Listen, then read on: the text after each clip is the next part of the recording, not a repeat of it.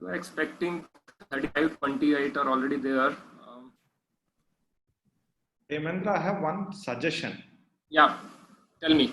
In one of the webinars, there was an interesting suggestion that each one of us go and add the name of the entity adjacent to our name by doing rename. That made the interaction much more easier. Okay. So Actually, I started with that only, sir. Our cursor on our window, there is one mute and there are 3 dots. Yeah. Right. Those 3 dots, the 4th option is rename. Yeah. You just click that rename, you will get your name, and adjacent to that, you can just put the dot, and I'm just doing mine. Just see now, Anil SG Samunnati. Okay. Right? I don't know whether I can. No. Yeah, it's like that. It has come that way. Yeah, that's how it is. Yeah, we can. Now I know Siddhartha and I are connected. 10 seconds ago, I didn't know who Siddhartha was. That's a good idea. Okay, so super. Great. That's a great idea, Anil. Yeah, I think everyone doesn't know all of us, so it's a good idea. We can relate to each other much better. Correct. So if everyone can put their organization. Anil, we have to put a hyphen or something like that. Otherwise, it would be part of a surname. With you, Rohit. That's why either a hyphen or a straight line. Yeah. Separator. Right.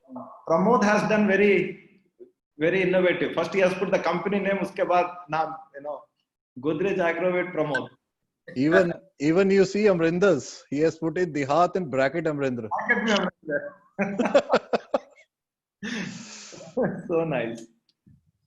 Great. So I think we should get started. There are.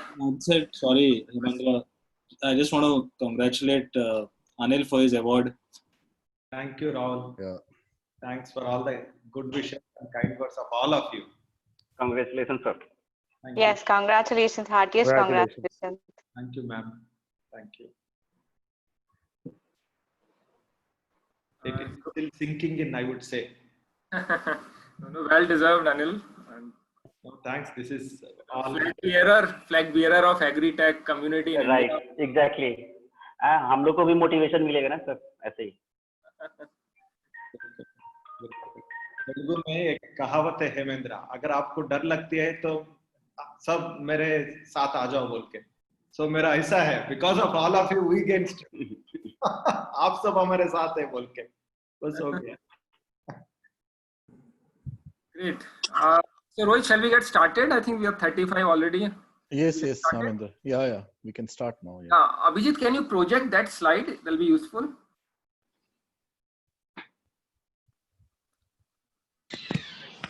So, good afternoon to all of you, and welcome to this Ag Lab on AgClinic on digitizing agri-input supply chain. We did the first AgClinic on the same subject about 2 months back in partnership with Bayer, and we are very fortunate to partner again with Bayer for the second episode of this.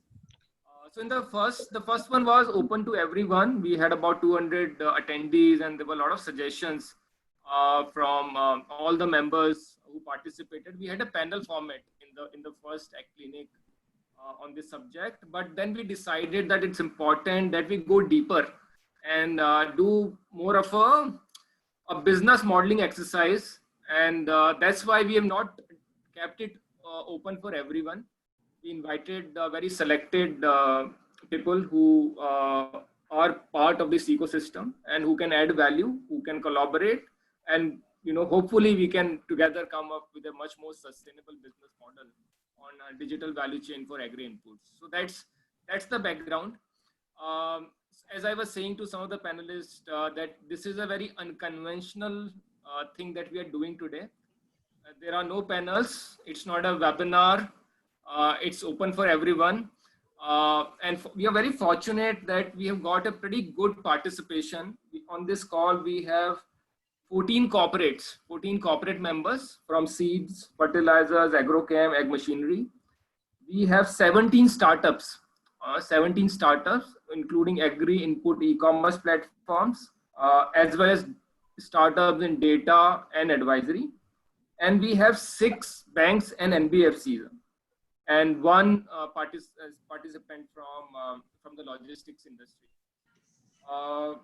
So the idea is to have an open discussion. What we want to do is essentially two things. So we have developed a framework for agri-input digital value chain, which you can see on the screen, right? There are essentially 4 or 5 components. I'll take a minute to explain it. So on one side, we have agri-input suppliers and manufacturers coming from seeds, fertilizers, agrochem, biopesticides, agri-machinery, etc., who are suppliers to these e-commerce platforms, likes of AgroStar, Big Heart, Gramophone, Dehat, some of them are there on the call today. And they in turn sell to farmers, right? But it's not vanilla selling, it's essentially a prescriptive selling, and that's where the role of data and advisory comes in. So we have a lot of startups and ag-tech players who are providing that, measuring soil moisture, measuring soil, detecting pest, building advisory on the basis of the hyperlocal weather parameters, right? And they are feeding this data and advisory to the input platforms, on the basis of which they are recommending certain set of products to the farmers. And then there's a important role of credit. One thing which came out in a first AgClinic on this subject, that input linked credit is extremely important, because a lot of inputs in India are still sold on credit, typically provided by the local artiyas and input dealers. But if we can club credit with sales, the opportunity of scaling becomes much more, right? And last but not the least, you have to supply these products to the farmers. So you need to have a mechanism to deliver your products, right? Unfortunately, we don't see too many logistics startups in rural environment who can supply directly at the farmer doorsteps. So there could be multiple ways. Some of the players are using India Post, some of the players are using third-party logistic providers, and many of these e-commerce platforms are using the retailers, the local retailers, the curated retailers who can do the last mile delivery. So these are the components which came in our discussion, and our first question to all the people on the call is this framework holistic? Is this scalable? Is this sustainable? Are there any components which are missing? Are there any components which need to be highlighted a little bit more? So I think that's first thing that we want to hear from you. Second thing, which is very which we are very interested in doing after this call, we want to invite volunteers who can participate in piloting these model, right? And of course, probably this call, we may not identify those collaboration opportunities, but we will circulate a Google form asking you if you want to participate in these pilots. It's essentially going to be multilateral pilot, right? We are already seeing some bilateral partnerships, like Bayer did with AgroStar, DCM Shriram did with Plantex recently. So we are already seeing those bilateral partnership ideas to do a multilateral partnership. So we will invite your participation if you are keen to partner with some of the players who are present on the call, or even if they're not on the call, if you want to recommend their name, that will be all right. And you can also indicate your preference for a geography and a crop. That's another thing we are going to ask you. So I think these are the two essential elements of bringing all of you together on the call today. As I said, this is not a webinar, it's open for all. In terms of some of the rules that we want to set for the call, because there are about 35 participants, I will request you to raise your hand, and Abhijit, who's our colleague at ThinkAg, he'll be tracking all the raised hands, and we can decide the sequence accordingly. Everyone else who's not speaking, please keep yourself on the mute. And of course, the chat box will be active, so you can sort of, if you want to put add any comment, you can do it there itself. Also, my request, because we have 2 hours, please restrict yourself to 3 to 4 minutes so that everyone gets a chance. It will be very unfair if someone on the call doesn't get a chance to speak and express his or her opinion. So I'll request you to restrict to 3 to 4 minutes. And frankly, if you are be open, whatever you want to share, there's no policy maker, there's no government guy, there's no investor on the call. So you can be as frank as possible in expressing your opinion. So we want you to be very, very open about it. Yeah, so I think that's it from my side. Rohit, you want to add anything? So, Hemendra, very well said and very well started. I mean, while I would like to add few points over here, while me and Harmendra were discussing to get this thing done after AgClinic 1, we were thinking that how we can do it differently. And this is something thought which came to us, that why not we do something which is more of a outcome based. Yeah, we really want to see that value chains emerging out of this workshop or webinar, whatever you may say. So this is an experimentation of its kind, where it's more of a directed approach to all the stakeholders and saying that these are the areas, these are the geographies where we want people to come together and collaborate and deliver the services or the solutions to the farmers. So saying so, I would go a little back, maybe just laying a little bit more context to the whole framework.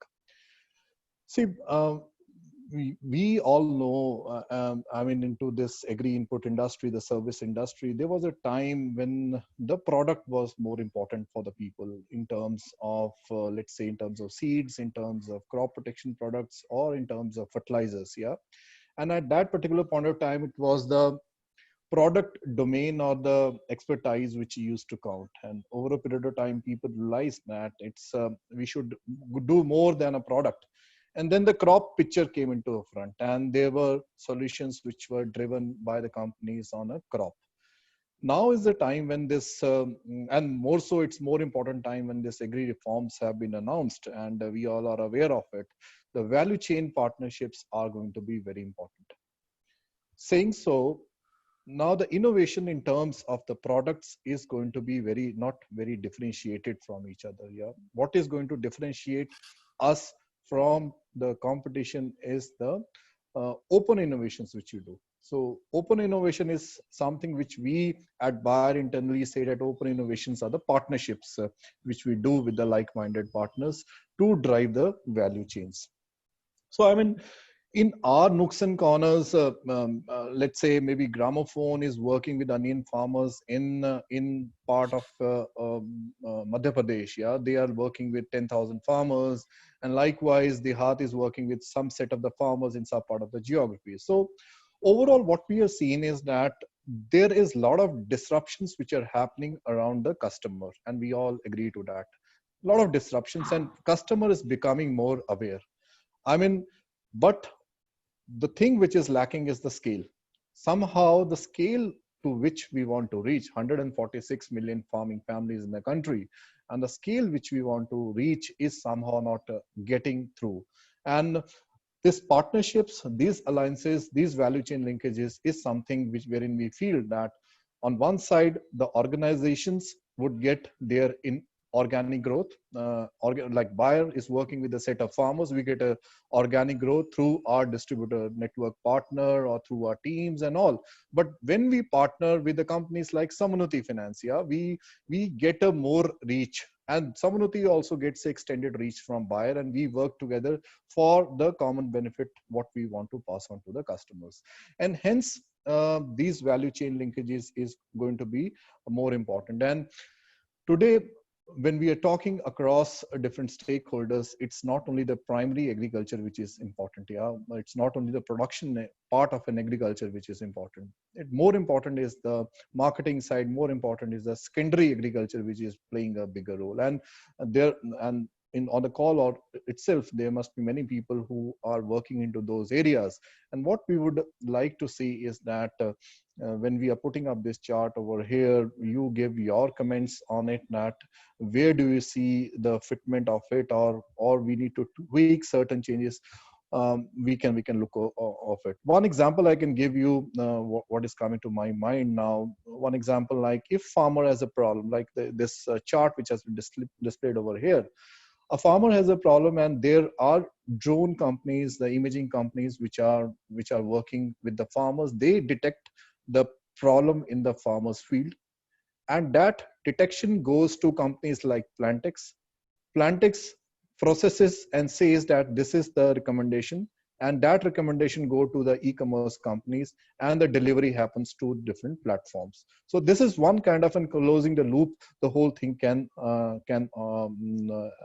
happen in the marketplace. I mean, this is one example, but there can be many elements to the entire value chain which we can address. So I mean, this is the whole objective of this particular webinar, is that we join hands, and at the end of the day we see that, let's say in soybean we come out with one value chain, actually joining hands together, and see there are A, B, C or X, Y, Z companies coming together and working for soybean. Or let's say for cotton, there are 1 to 5 companies who are working for cotton, and then we do separately brainstorming with those 4 or 5 companies together, and see that we bring value to the farmers, value to the customers we are talking about.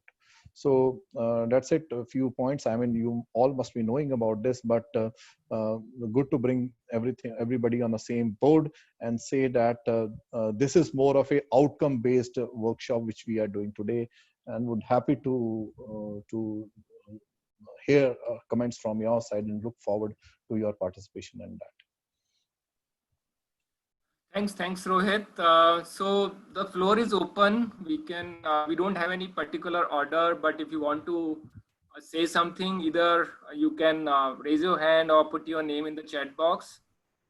I hope that's okay. And if not, I'm happy to call out some names to begin with. I see Mahesh on the call. Mahesh, you're there from Deepak Fertilizers. Sorry. Hello? Yes, Mahesh, go ahead. Hi, sorry, I got a call in between, so I was stepped out for a second. Hi, Maheshji, Rohit here. Hi, Rohit, how are you? Good. So, good afternoon, everybody.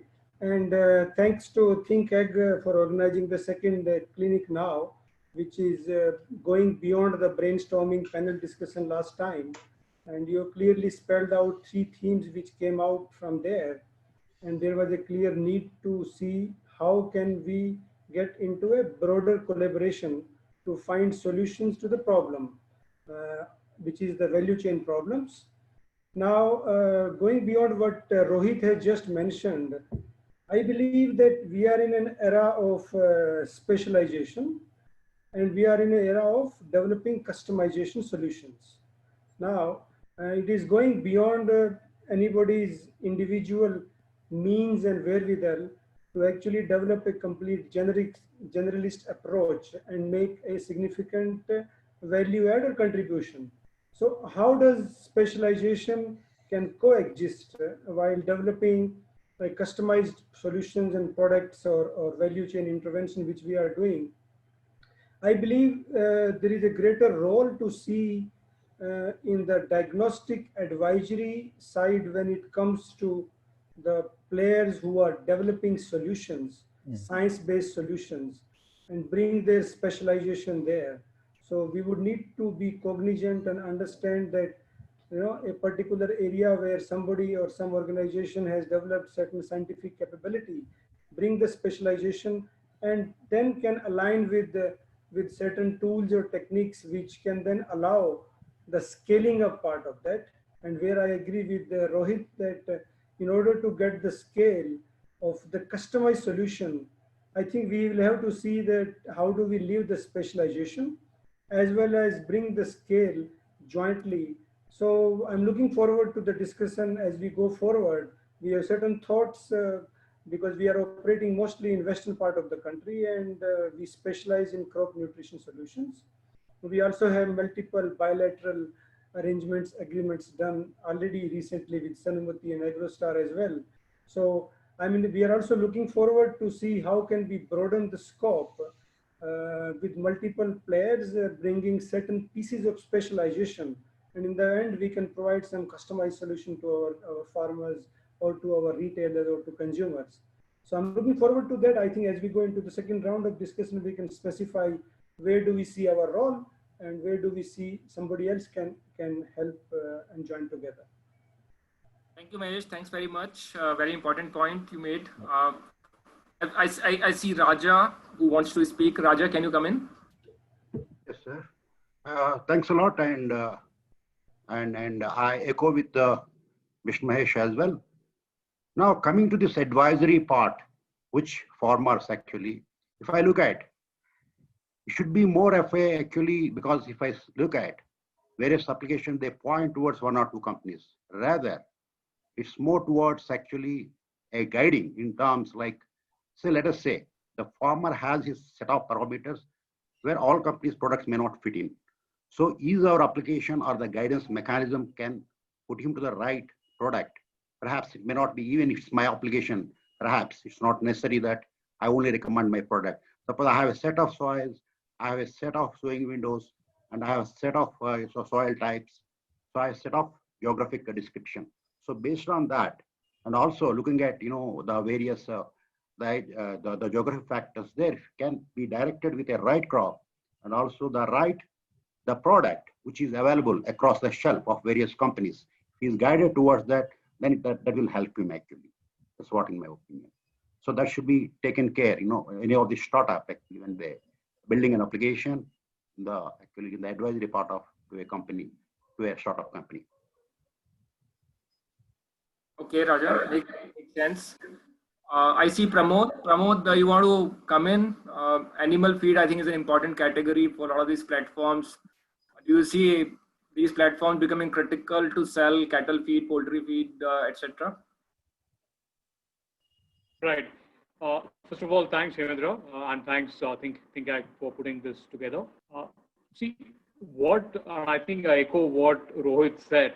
What this gives us, all the companies, is that instead of you doing everything yourselves, there is obvious limitations to that. You're trying to collaborating, you're going to be collaborating with a lot of other people and who will also get significantly better in doing what they're doing, right?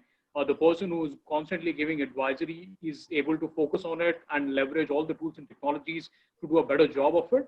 And we can leverage that by collaborating with them, right? So I think the power of this model, if it works right, is going to be immense.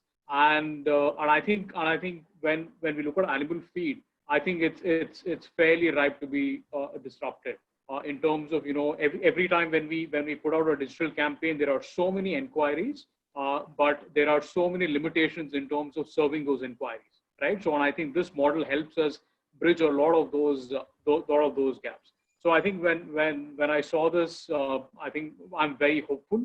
While a lot of those, we do have an AgChem play, and I think some of those elements are readily relevant to us, but we'll be more than excited to actually explore how this is going to work on the animal feed size. The typical one key difference between, let's say, an AgChem versus an animal feed is it's a bulk good. It's sold in tons rather than in kiloliters that you see, rather than liters when you talk about your AgChem. And hence the value per kg is fairly low, which means that logistics becomes extremely critical. But I'm sure that's just a small part of the problem, and we'll be definitely looking forward to. We've already started some experiments, so with this, I think we'll expand those experiments on a larger scale. Yeah, very excited. Yeah, and I think if I can add, I think cattle feed or poultry feed is something which is bought more regularly by the farmer than a fertilizer or a seed. It's a perennial. It's a perennial product, right? It's an annuity product, right? Every month, every week you need it. Plus or minus 10%. Winters it might go up, summers it might come down, but about 10-15% swing. But it's a perennial product, right? It's very limited impact on the seasonality, etc., compared to your normal AgChem. So I think that gives a lot of what do you call scale and continuity in terms of your operations for a lot of other players, right? So constantly there is some throughput through your investments that you've made. So the infrastructure is constantly utilized. So I think that can also help. This is very similar to some of these startups doing the your milk delivery, because that helps build those daily connects with the households, right? So it's a daily throughput that you get, and on top of that, you can build a lot of other things. So that way, these feed products can actually help improve the utilization of the entire supply chain. And Prasad, if I can ask you, see, on one side, I strongly believe that this element of bringing in the animal health, this feed into the whole value chain would strengthen the whole model. Yeah, and does Godrej also has an kind of something on that animal health also linkages apart from providing feed for the animals? Not quite. So we have a very limited play, especially in our aqua feed business. If you look at the overall feed the value chain in animal protein, right, the compound feed constitutes about 60 to 70%, depending on which you look at. And the animal health part of it is about 5 to 10%. And what we do when we formulate our own compound feed is that a lot of those, not medicines, but other elements like vitamins, minerals, etc., are already accounted for in our feed. So and hence, we buy from others. We don't manufacture that ourselves. And so with that in place, we don't have a separate product category which focuses mainly on the healthcare part of it. That we don't have. But that's a very tiny portion of the business, and it is also too many players are there. It also needs to be backed by a pharma kind of an R&D, which requires its own set of investments. So you see a lot of MNCs play there, but we are not in that. Okay. Yeah, and I can just add that a lot of these animal healthcare products are high margin products. They're like very similar to pharmaceutical. So it in fact gives a lot of balance to the input mix, because many of them, particularly fertilizers, have a very low margin. So that way probably important, but yeah, I think it's a very prescriptive product and needs much more involved selling than a conventional agri input. I see two. Right. I see two more hands, Prabhat and then Amrendra. Prabhat, you can come in. Yes, I just wanted to share my perspective that my view is that whenever we have appealed to the farmer for increasing the production, whether it was during the Green Revolution 60s, 70s days, or even now for oil seeds and pulses, they have responded well, and we have adequate quality input supply, and they've always grown enough and more, and now we are exporting. So inputs and production largely have not been an issue for decades now. Where we have issues with farmer is in the offtake and in the price that they're getting. Invariably, you see that whenever we have bumper production, the prices fall, and the realization for the farmer is not adequate. So he's not then motivated to invest more in his inputs and in the quality and all those parameters. In my view, as Rohit and Mr. Raja, I think both rightly said, we all need to specialize, but we all need to collaborate. So we do our things well, but if we don't collaborate, if there is no closed loop, if the input player wants to just sell the input and get out of the transaction, and the financier is already only interested in, say, just getting his principal and interest and get done with it, and the output buyer is always basically haggling for less and less price for even the good quality produce, then we are not doing a good service to farmer. I think the winning models will be where we can somehow close loop these transactions. So if input players and somehow I think some players are trying that in pockets. I think Dehat is trying that, where they are promoting crops which are not being grown traditionally in that area.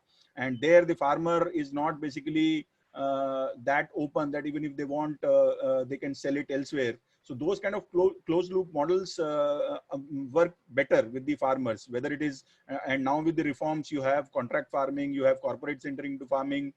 If we can somehow close loop this input, production, offtake, processing, and if you see most of the government initiatives are also on the post-harvest handling and processing side, the Agri-infrastructure fund and all that is being created.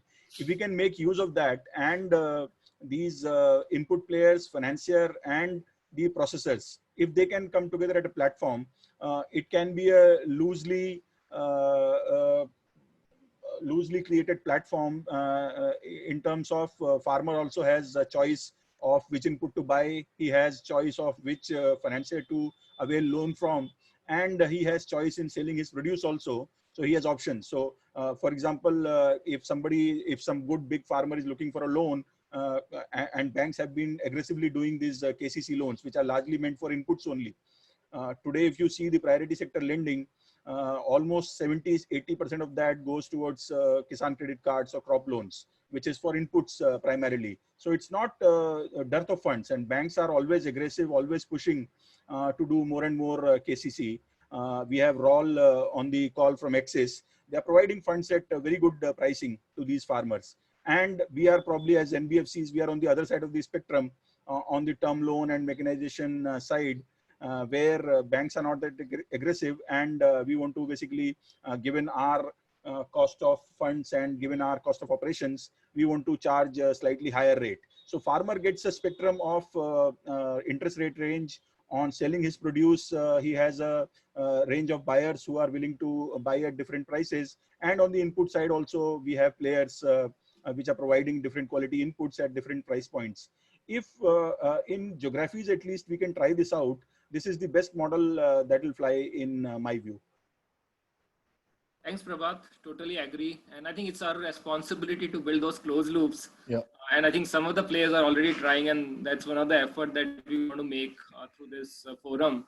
How we can get players together to build more closed loop solutions. And we will be very more than happy to partner with NAFA if you can also be partner in some of these experiments that we want to do. Sure. So I've already discussed that with you in past also, that we are very keen and willing. And only thing is, government will not be creating these platforms. India has grown despite governments, not maybe because of the government. So the private sector, the corporates have to come together on their own. And absolutely, it's not a government's. I don't see government role, and that may in fact make it more complex. So I think we need to find a way among ourselves, and I think all we need is few pilots, few successful pilots for others to emulate. I think that's where the challenge is. Amrendra, I think you have done a lot of closed loop models. You can share your experience in building this. Sure, sir. Thank you sir, पहले तो इधर आने का and इतने सारे लोगों के साथ मिलने के लिए, सीखने के लिए बहुत कुछ रहता है, and we always believe in learning.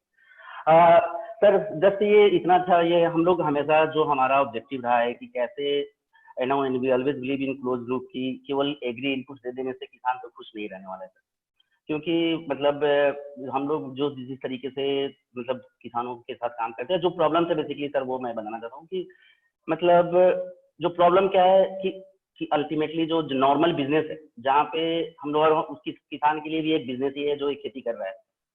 Normal business में अगर पान की गुमटी चलाता है तो शायद उसको पीछे पता है कि कितना खर्च लग रहा है और उसमें कितना हमको मार्जिन लेना है और कितने में बेच देना है। बट किसान की एक ऐसी चीजें हैं जहाँ पे शायद उसी को नहीं पता है कि कल क्या होने वाला है, परसों क्या होने वाला है, क्योंकि इतने सारे लोग उस पूरे प्रोसेस में इन्वॉल्व हैं। मतलब अल्टीमेटली वो भी बिजनेस कर रहा है कि उसके पास पैसे आए, राइट, एंड इतने सारे लोग इन्वॉल्व हैं इस पूरे प्रोसेस में कि वो, और इतने सारे लोग इन द सेंस की पूरे वैल्यू चेन में कि एग्री इनपुट देने वाले कुछ लोग हैं, एडवाइजरी देने वाले शायद यूनिवर्सिटीज हैं, कुछ और लोग हैं, एंड देन शायद मशीन लेबर, अलग अलग लोगों की अलग अलग लोग हैं, और ये इसी में एक इनएफिशिएंसी हमें दिखती है। और शायद जो अल्टीमेटली जो ऑब्जेक्टिव है सबका कि अगर हम एक अच्छा बीज दे रहे हैं तो उसका एक आउटकम होना चाहिए, किसान खुश होना चाहिए, वो कहीं ना कहीं शायद क्लोज नहीं हो पा रही है। एंड वहीं पे हमें रियलाइज हुआ कि हमें यहाँ पे इंटरवेन करना है। So the day one from where we always believe कि हम एक ऐसा प्लेटफॉर्म बने जहाँ पे जो भी लोग अच्छा कर रहे हैं, कुछ अच्छी चीजें हैं, प्रोडक्ट और सर्विसेज हैं, वो हम लेके आए अपने प्लेटफॉर्म पे। तो ये इसी फिलोसफी में बिलीव करते हैं, और शायद ये ऑब्जेक्टिव भी यहाँ पे यही है कि कैसे लोगों के साथ जोड़ के किया जाए। एंड उदाहरण के तौर पे जस्ट हम बताना चाहेंगे कि सर हमने बेयर के साथ बेसिकली पिछले 5-6 महीने का ही ट्रांजेक्शन रहा है, हमारा कोड खुला है, एंड जस्ट बिकॉज की सपोर्ट रहा है पूरी टीम के साथ, तो हम we are operational in 4 state, and will be happy to know कि हम लोगों ने अराउंड 250 मेट्रिक टन के आसपास पैडी सीड किया है, एंड केवल बेयर के साथ। इतने खराब सिचुएशन के बाद भी जस्ट बिकॉज की पूरा अच्छा सपोर्ट रहा पूरी टीम का, सप्लाई के सपोर्ट में, शायद उस समय ट्रक की अवेलेबिलिटी नहीं थी, बट हमारे लिए 25 मेट्रिक टन के ट्रक लगे जस्ट बिकॉज की पीछे कमिटमेंट था और टीम के साथ कोलैबोरेशन किया हुआ था, डिमांड एग्रीगेशन किया हुआ था नीचे लेवल पे। And it's true and we are मतलब रिसेंट एग्जांपल सर कि हमने 4 महीने में ये किया। एंड सिमिलरली एक ऐसे ही कोलैबोरेशन एफएमसी के साथ किया हम लोगों ने, अप्रैल के बाद का कोलैबोरेशन था, बट जस्ट बिकॉज की टीम का अच्छा सपोर्ट था, तीनों राज्य के लिए अच्छा सपोर्ट था, हमारी टीम और उनकी टीमों ने मिलकर वहाँ पे डिलीवरी की और कुछ अच्छे प्रोडक्ट्स और अच्छी चीजें टाइमली पहुंचा पाई। So at the current position where we are sitting is की कुछ चीजें हमारे कंट्रोल में हैं, जो हमारा मॉडल है फ्रेंचाइज मोड पे हम लोग ऑपरेट करते हैं और नीचे फार्मर्स लेवल पे है। जस्ट बिकॉज की कुछ टेक्नोलॉजी हमारी अच्छी हो गई है। I am happy to see Satish sir from Lima Grand. Hi sir.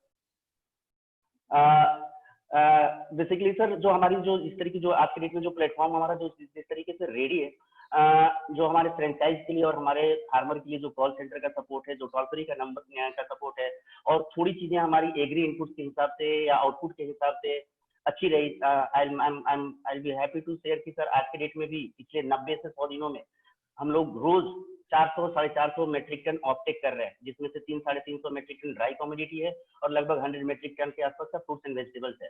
And इसलिए ये पूरी लूप को क्लोज कर पा रहे हैं, जो चीजें किसान को भी समझ में आता है, तो शायद हम हमारे पे विश्वास करना शुरू कर दिया। हम आपको बताएं सर कि हमारे सेंटर्स पे फेंक के चले जाते हैं, मक्का गेहूं की ये तो देहात वाला है, जो भी है पहुंचा देगा, पैसा भी आ जाएगा 2 दिन के 3 दिन के अंदर में।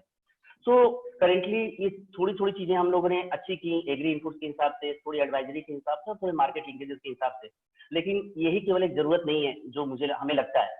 मतलब सर हर जगह पे जाइए, लोकलाइज रिक्वायरमेंट इतनी सारी चीजें हैं। मतलब झारखंड अभी मैं था पिछले वीक में, वहां पे सर मतलब यूरिया नहीं मिल रहा सर किसी किसान को सर 500 रुपए में यूरिया नहीं मिल रहा है, यहाँ पे कोई है नहीं। बट क्या हमारे पास ऐसा सोल्यूशन है क्या, मतलब आई थिंक कि हमारे पास इस पूरे इकोसिस्टम में यूरिया का अल्टरनेट है। हम कुछ नए शायद न्यूट्रिशनल एस्पेक्ट, दीपक फर्टिलाइजर सर हैं यहाँ पे, कि हम कुछ दूसरे न्यूट्रिशनल एस्पेक्ट से शायद वो जरूरतें पूरा कर सकते हैं, लेकिन शायद वहाँ पे कोई है नहीं जो पहुंचा सकता है। सो आई मीन हम आप लोगों से यहाँ पे सब लोग हम जस्ट कि हम 6 राज्य में काम कर रहे हैं, बिहार, यूपी, झारखंड, उड़ीसा, बिहार, ये चारों में थोड़ा ज्यादा पेनिट्रेशन है, राजस्थान और बंगाल शुरू कर रहे हैं। आप लोग से सब लोग से मतलब ये अपील है कि आप कुछ भी करना चाहते हैं, we are open to collaborate. मतलब अब आज के डेट में we are going into agri equipment, then cattle feed, then छोटे छोटे इक्विपमेंट्स हैं जो जिससे शायद किसान को मतलब सर 10 रुपए की चीजें ना शायद उसके 50 रुपए में बिक रही नीचे। This is the ground reality, क्योंकि उसका कोई स्टैंडर्ड नहीं है।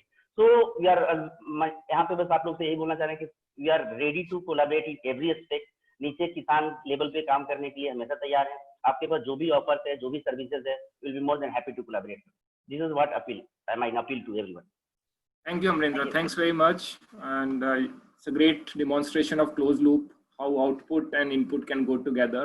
And there are multiple players who are thinking of this, and that's a great idea. So for the next, there are 4 volunteers now, and I think the number is going. But let me start with Anil from Samunati. Then we have Rajesh Ranjan from Krishify, then Renuka from Bioprime, and then Sandeepa. Anil, you can come in. Thank you, Hemendra. And apologies to Rajesh Ranjan for jumping his queue. Otherwise, legitimately it would have been his turn maybe after Amrendra. In any case, Hari will be joining Hemendra. He will be part of the conversation.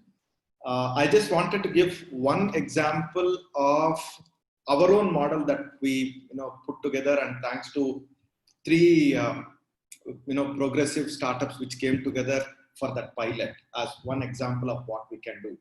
One is WRMS, second is Big Heart, third is Agri-Buddy, and Samunati was there.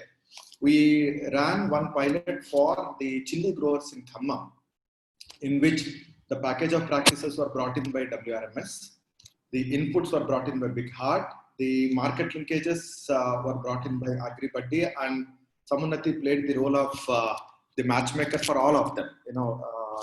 Agri-Buddy's working capital, and then WRMS with an assured payback to the farmers. Also the input loans for Big Heart to be able to purchase. And we work with about 200 farmers on an experiment basis. in which one significant change in the structure was that the farmer was assured a minimum amount, whether they get anything or not. For them to migrate from their traditional practice of growing chili to using the package of practices, and the minimum amount that was guaranteed was the amount that they would have otherwise made if they had ran their cultivation process as per the traditional process. And true to that structure, about 11 farmers in 200 farmers indeed lost their crop for whatever reason, and the insurance had to be invoked. But before the insurance, I'll come back to what happened to the 189 farmers. The local FPO provided the monitoring capability for these 189 farmers, and the package of practices, whatever were laid down by WRMS to assure the payout, was the package that Big Heart provided to the farmers, for the cultivation on our behalf. And then not only Agribuddy looked at procuring, we also brought in entities like Achi Masala to be able to buy the chilies from them for the market linkages. The insurance claim took some time, and WRMS also had to keep aside a corpus. But to make the promise tangible on the field, we provided a bridge funding to WRMS to honor the commitment to the farmer on the payout of insurance while coordinating with the insurance company, so that the farmers are not linked to the payout and realization of the claim. They get the money immediately.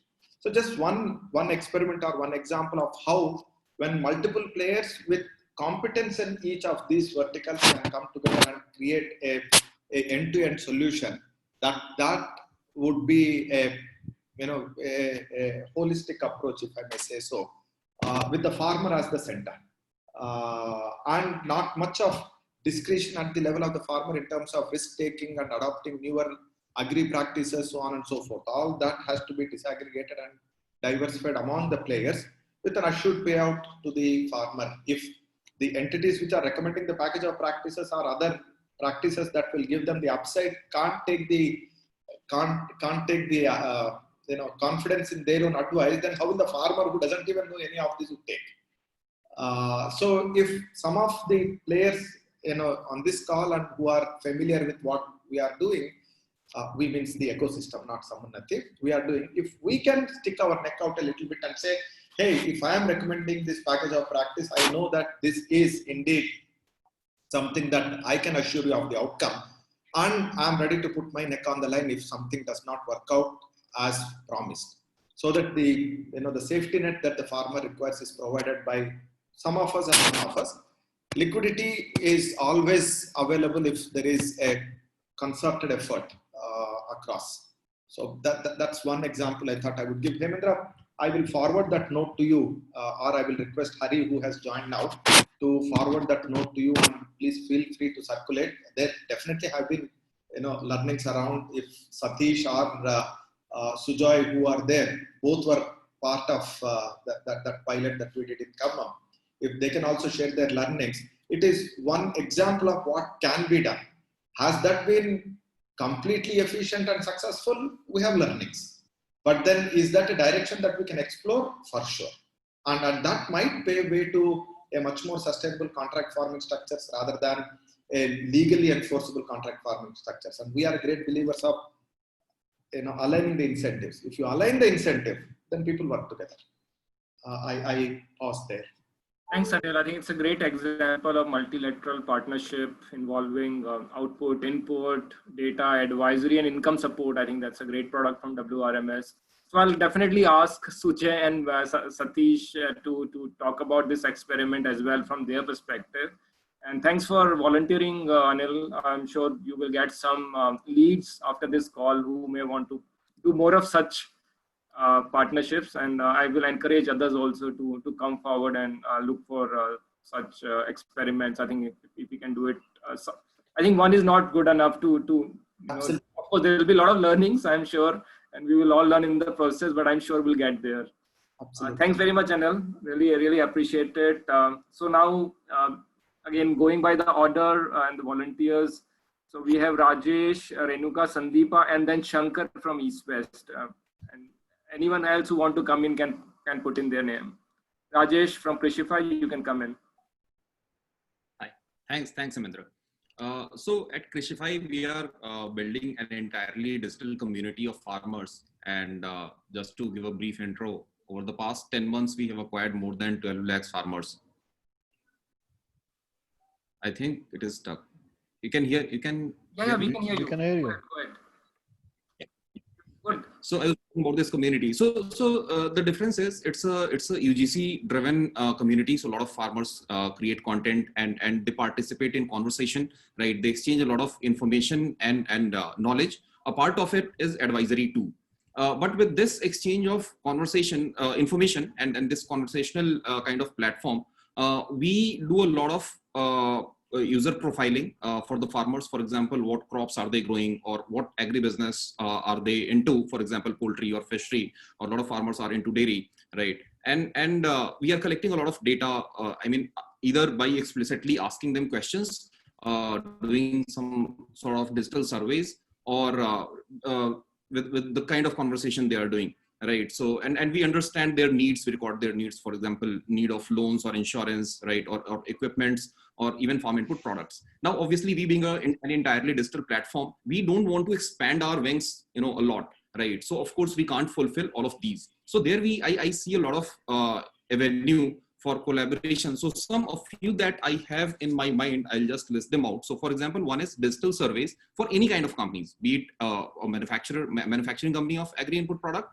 or a company like Deha, for example, right? So in obviously being a digital only platform, we have that kind of reach where we can quickly collect a lot of data for you. And if you want, for example, brand exposure or crop exposure, in a certain district, in a certain area, we can do that, right? For brands, especially, a lot of geography activation bit can be done, right? We are trying it out with some small manufacturers right now. Or even product placement, which can be linked to the advisory model, right? So somebody is, let's say, they are asking advisory on a certain crop disease. So right now we are giving them just the chemical composition. We don't know which brands would be available for them in their area, right? But if we get that information from the brands, we can do that placement there, right? We can tell them, just instead of stating them the chemical composition name, we can also tell them these are the 10 products, 10 different brands with a similar composition that you can go out and buy. On the other side, now we have also started building a network of local suppliers, right? So we are not getting into fulfillment as of now, right? So there we see an avenue, and we have numbers, we have scale. And it's rising. Good thing is the number is rising. So I see a possibility of collaboration with the brands and also with companies who are into fulfillment right now, who are on the ground. We don't have physical presence. So that was my input, like what we are doing and how we can sort of collaborate in a few areas. Thanks, Rajesh. I think unfortunately there are not too many companies on the fulfillment side. I think that's one challenge most of these e-com platforms face, and we need to build upon it. I hope we'll get deliveries and Revigos of the world for rural markets someday. So let's move on. So now Renuka from Bioprime, then Sandeepa, and then Shankar. Renuka, you can come in. Yeah, hi. First of all, I think this is a very, very good platform to network. Speaking from the agri-input side, so very quickly, in just 2 sentences, what we do. Bioprime is an ag biotech company, and we develop biologicals for farmers, especially to mitigate climate change impact, curtail crop losses, enhance productivity, so on and so forth. I see a lot of synergy between all these things, but I had a couple of pointers or questions in mind. For example, it would be very nice to have all the products and then link it and recommend it to the farmer. But who is going to do the product evaluations? How are the products going to be onboarded? And how are we going to define the use case in a particular crop? So this 3 aspects I feel would require a lot of definition so that we can do this more productively and definitely prove better for the farmers. So I just wanted to highlight these 3 aspects. Coming to the second point I had is this is very relatively easy to do for the brands and the products that already exist into the market. But for new technologies like the ones that we are developing, which maybe the stakeholders are not aware of. How will we onboard such technologies or platforms or newer products or evaluate products that we're not aware of? So connecting to such companies or agri-input companies like us who are developing novel solutions, I think would add a lot more value to the farmers, because he's already aware of what generally he sees in terms of brands. So if we want to, I would say, differentiate our offering or better our offering to the farmer, we should actively seek out for solutions or agri-inputs. I'm speaking from agri-input side, so focusing on agri-input, but the same goes for agri-advisory as well, which are differentiated and can offer specifically solutions to the farmers.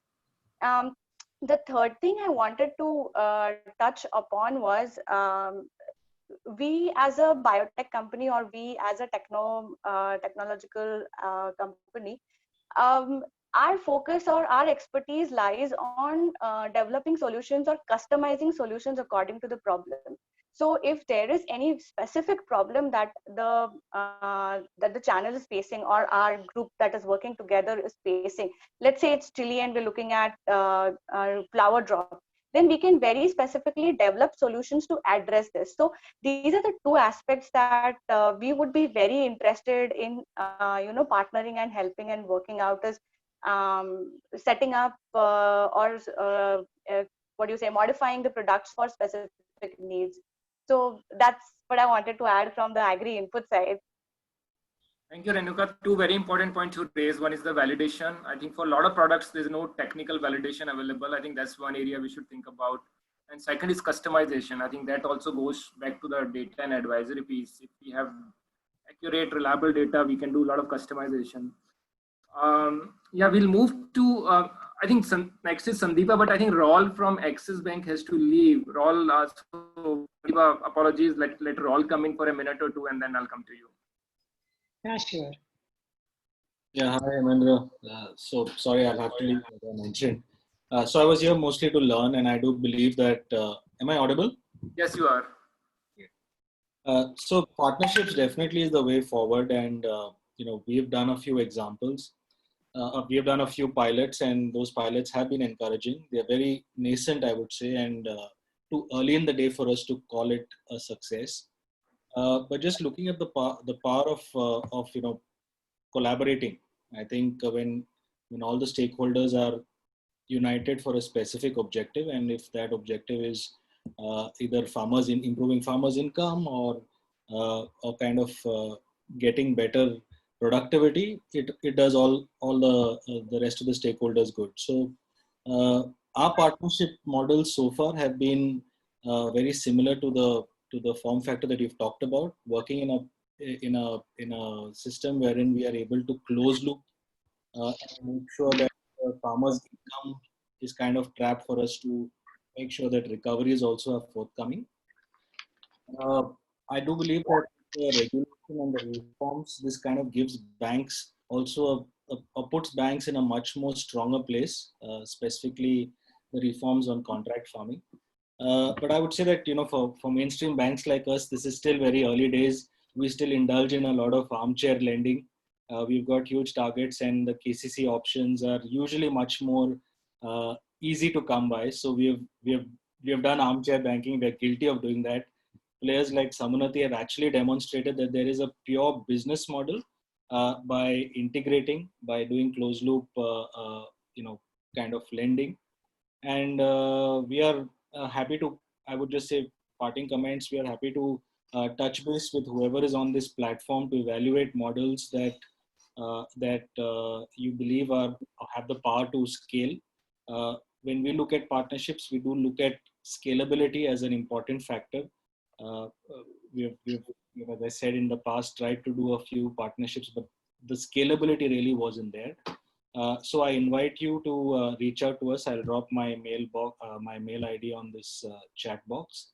And very happy. My colleague actually Ashish is still on the call, so he can take more questions in the course of this call. But we are very open to evaluate whatever models you think are feasible, that you think are workable, and as I mentioned, most important, scalable. Thanks, Raul, and it'll be a pleasure to see a mainstream bank coming into the picture. It's mostly NBFCs who have taken a non-conventional route, if I can say so.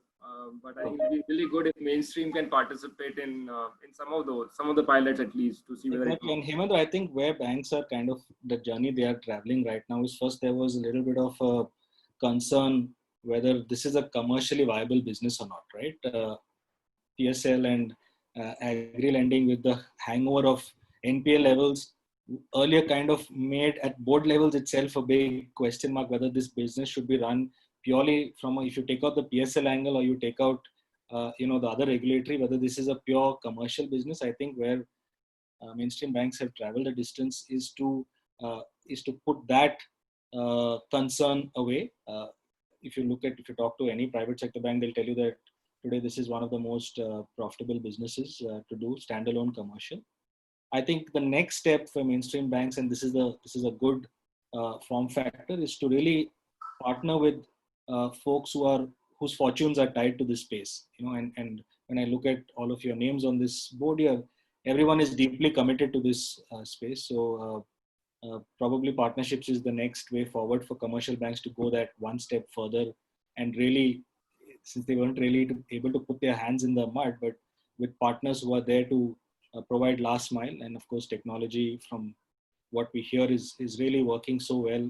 And you guys have proved that you've made tech work for agri. So more than happy to be with you and to partner with you and to evaluate opportunities. Thank you. We are in conversation with one or two other mainstream banks, and we'll keep you posted on how those conversations move. I think it will be good for you also to sort of learn from those experiments that we're planning. Thanks, Raul. So next is Sandeepa, then Shankar, then Amit from Unnati, and then Raman. Sandeepa, you can go ahead. Yeah. So hello all, good evening. Nice to be a part of ThinkAg, and I've been interacting with Hemendra a lot, and I'm really inspired by his enthusiasm in the agricultural sector.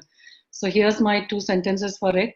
In fact, just to tell you about my history, I have founded a company called as Canvasis, and we deal in microbial inputs for agriculture only. So essentially, I'm an industrial microbiologist, and we work on different microbial solutions for soil health management and for nutrient management and for pest management. In fact, I started this work way back in 1991 when thing about microbials or biologicals was unheard of. And so we have learned the hard way, and I many a times say that my lessons in the market, they have compensated for me not going to Harvard and then learning it the hard way in the Indian market.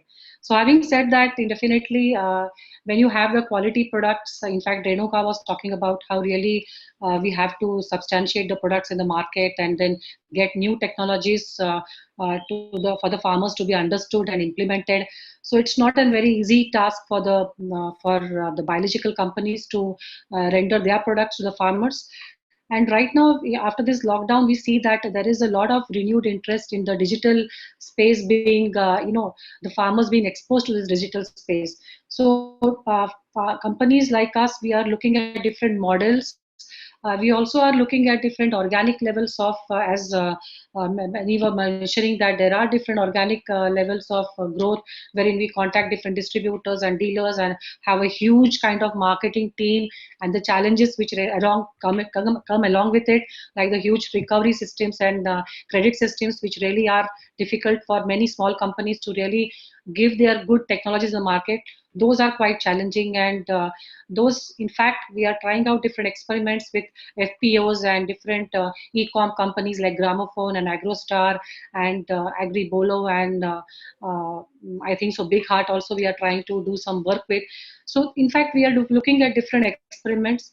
Having said that, in fact, I was a part of the secondary agriculture team way years back. The government had initiated a task force to work in secondary agriculture. but then nothing really came out of it. But then I see a kind of renewed interest being developed in the secondary agriculture approach, wherein trying to develop value chains is going to be very important.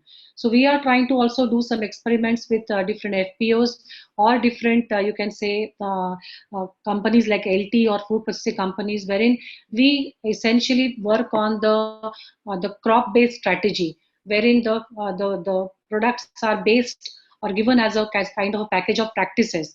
So these package of practices are then implemented on the farmers' field. In fact, the university testing is not a way out. You really have to work with the universities and all if you really have to take the good products to the farmers. But then the challenges are reaching the 16 crore land holdings in India and scaling up this biological space. This is going to be a different, definite challenge, and we are trying to reach out to different MNCs and different domestic companies also in order to reach our technologies to the farmers. So that, in fact, way aspect is definitely there. But then export of agriculture produce is helping the biological companies to some extent, wherein the residue-free agriculture movement is trying, farmers are getting renewed interest in trying to come up with the biological space and understanding as to how the products are going to be used in the field. One of the things which Samunati was mentioning right now, in fact, I would like to point out one of the theories of a support and a reward initiative, which we are trying out with different foundations, wherein the farmers are incentivized based on their cropping patterns and not, trying to kind of have the incentives based on subsidies and all. So this kind of model I would definitely like to explore more with Samunati. And then my invitation openly is to really, because as we say that we are trying to, a person with a lot of patience is required in agriculture. And if the farmer is at the center of the focus, we are trying to better his income in any of the ways.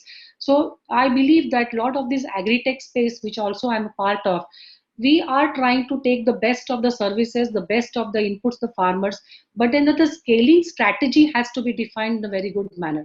So I believe that this all closed loop systems and lot of horizontal collaboration is needed because India is a very disorganized market. It's not like the US wherein there are few distribution channels or there is a huge landholding in excess of say hundreds of acres. We really have to reach the smallest of the farmers. So this agri-tech space is going to be, in fact, more appealing and also, in fact, challenging. But that is the only way in which we can reach those technologies to the farmers and create that kind of need in the market. So, in fact, the likes of Bayer, the likes of domestic companies like Dhanuka or UPL, everybody is trying to look at the e-com space.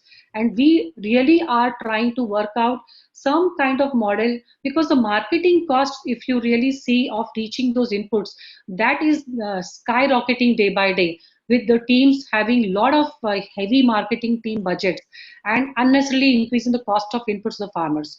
So, and one more aspect which I would like to put over here is the farmer business network. Because the farmer, it is practically impossible to train each and every farmer for using new technologies. So farmer understands more about what other farmer is doing. So a lot about this horizontal collaboration about the farmers talking to each other is going to be very, very important.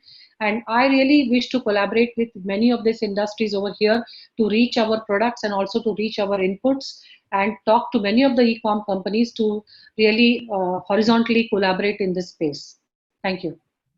Thanks, Sandeepa. This idea of farmer business network is interesting. There are already a lot of WhatsApp group, but I think there's some part of this to figure it out.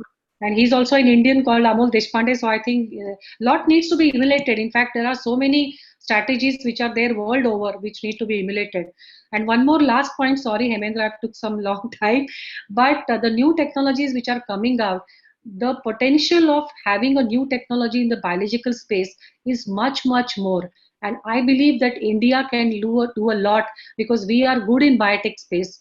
In fact, if you look at the pharma and the biotech sector, we really can do a lot in this space. So a lot can come out of this space in the decades to come, next decade. Sure, Sandeep. I think we haven't seen too much of biotech in Indian agriculture, and it's high time we do something about it. Absolutely, it is going to be there. Yeah, thanks, Sandeep. I think we move on. So next is Shankar, then Amit, then Raman, and then Satish. Yeah. Satish from Big Heart, and then Satish from Lima Green. Yeah, Shankar, you can go ahead.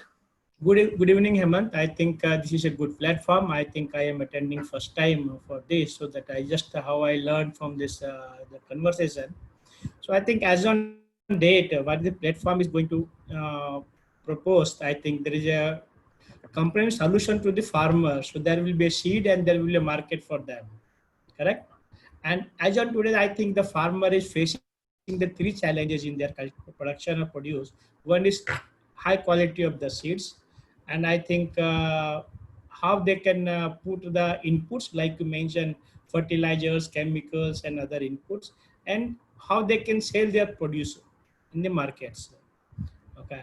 So I think one of the panelists was mentioning, I think the Renuka, the how we can going to evaluate of the seeds and other material to the farmers, because the India have a large geography and land race, and I think different type of lands available. So how we going to recommend I through this app for their suitability of the crops and variety in their land. And second, when they produced, how they are going to sell, because there are a lot of vegetable and perishable. I think if we see the data, I think 30-40% was wasted in the market. If you look the Indian agriculture market of vegetables, very vulnerable. And I think, are we thinking to develop the facility for a storage of the vegetables and fruits when the market is deep down and there is no demand, so that the consistency of the farmer produce and they will get a consistent price. So I think these three things we have a linkage. I think then this model will be very useful for the farmers and the acceptable to the farmers. Just this is my opinion, because we are working whole supply chain. So maybe if one component inputs, everything is okay. But when we discuss this whole supply chain of this farmers and agree through this app, so the farmer should know what I need to produce and where I need to sell. And there is a market breakdown, then there is a facility to, I think, to store those vegetables and fruits for few times, so that farmer will get optimum price for this. Right. Shankar, if I may ask, are you working with any agri-input e-com platform, or is that something? I think we have tie up with for seeds. I think Big Heart and Gramophone. Okay. For seed. Okay. Great. Yeah. Thanks, Shankar. Amit. Shankar sir, from which company? Sorry, yeah. I could be. Okay. Hello. Yes, Amit, you can go. Yeah, hi, Amit. Yeah. Hi. Thanks for giving us an opportunity. So I was not there in the first one, but very interesting. And Hemendra, we have had multiple chats. I think this is the way to go. We firmly believe in the thing that it has to be an industry wide thing to really get sort of some real thing implemented on ground, because too varied and too many things on ground, and until we collaborate at a real industry-wide level, I don't think we'll really see the results in the near future. So I think it's a great initiative that way, and very firmly believe in the whole thought process also as to this is how it needs to be go.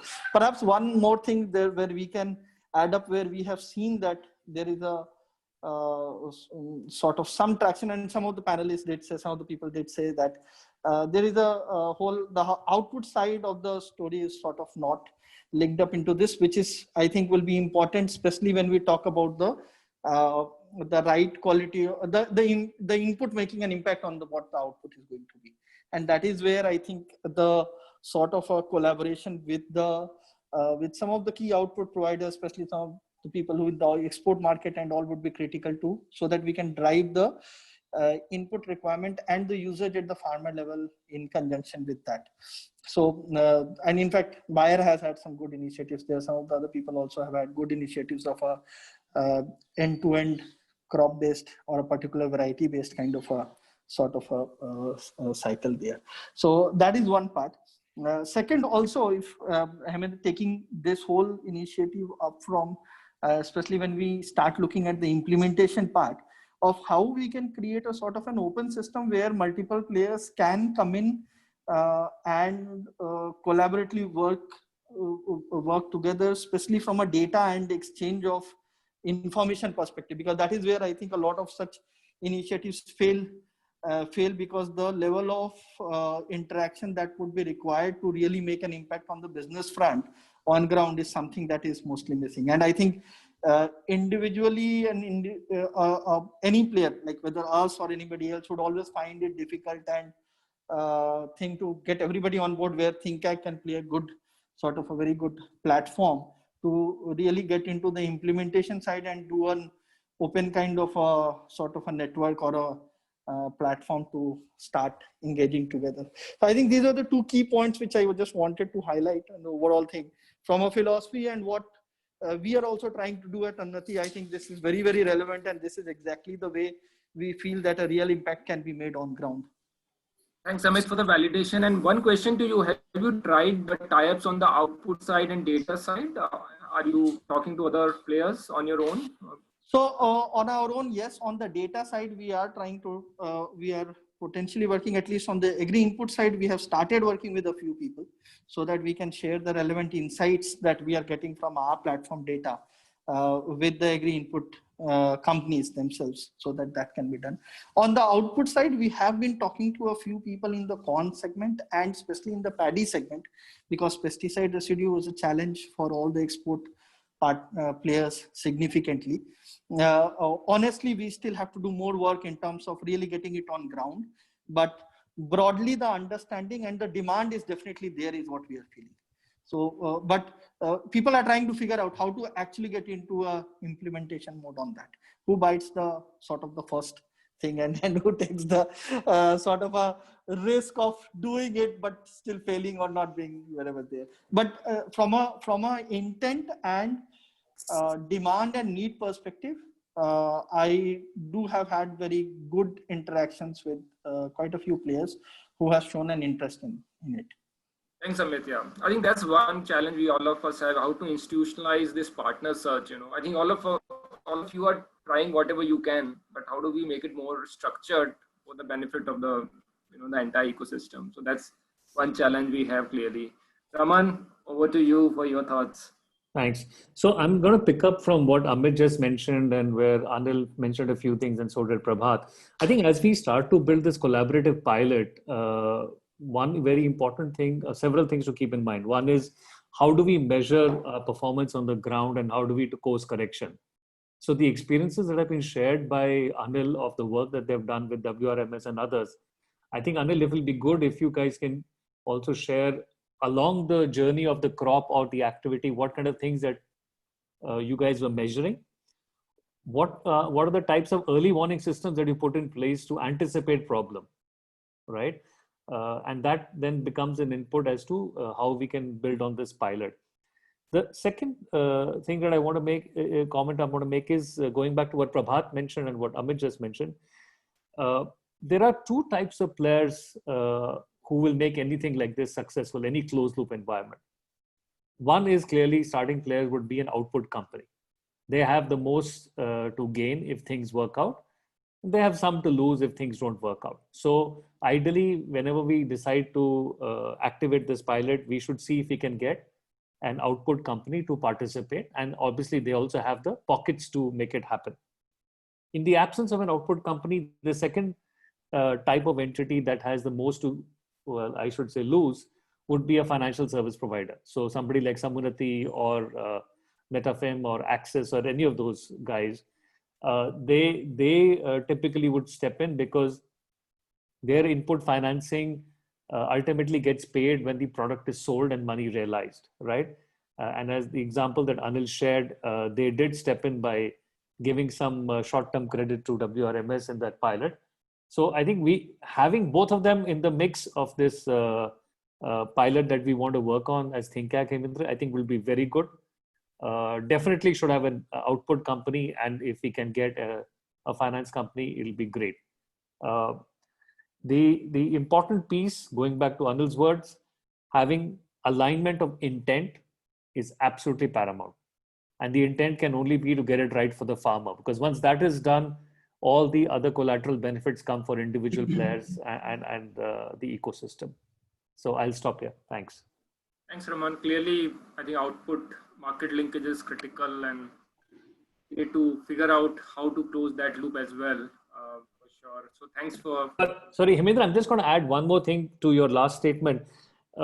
Maybe as we go about, we should just do crop-specific pilots, and which is, I think, what our plan is, if I remember correctly, and choose, let's say, the top 10 crops across the country and do one in each, and make sure in each of the pilots we don't have AgTech players who are repeating each other's roles. So we have complementary players rather than competitive players.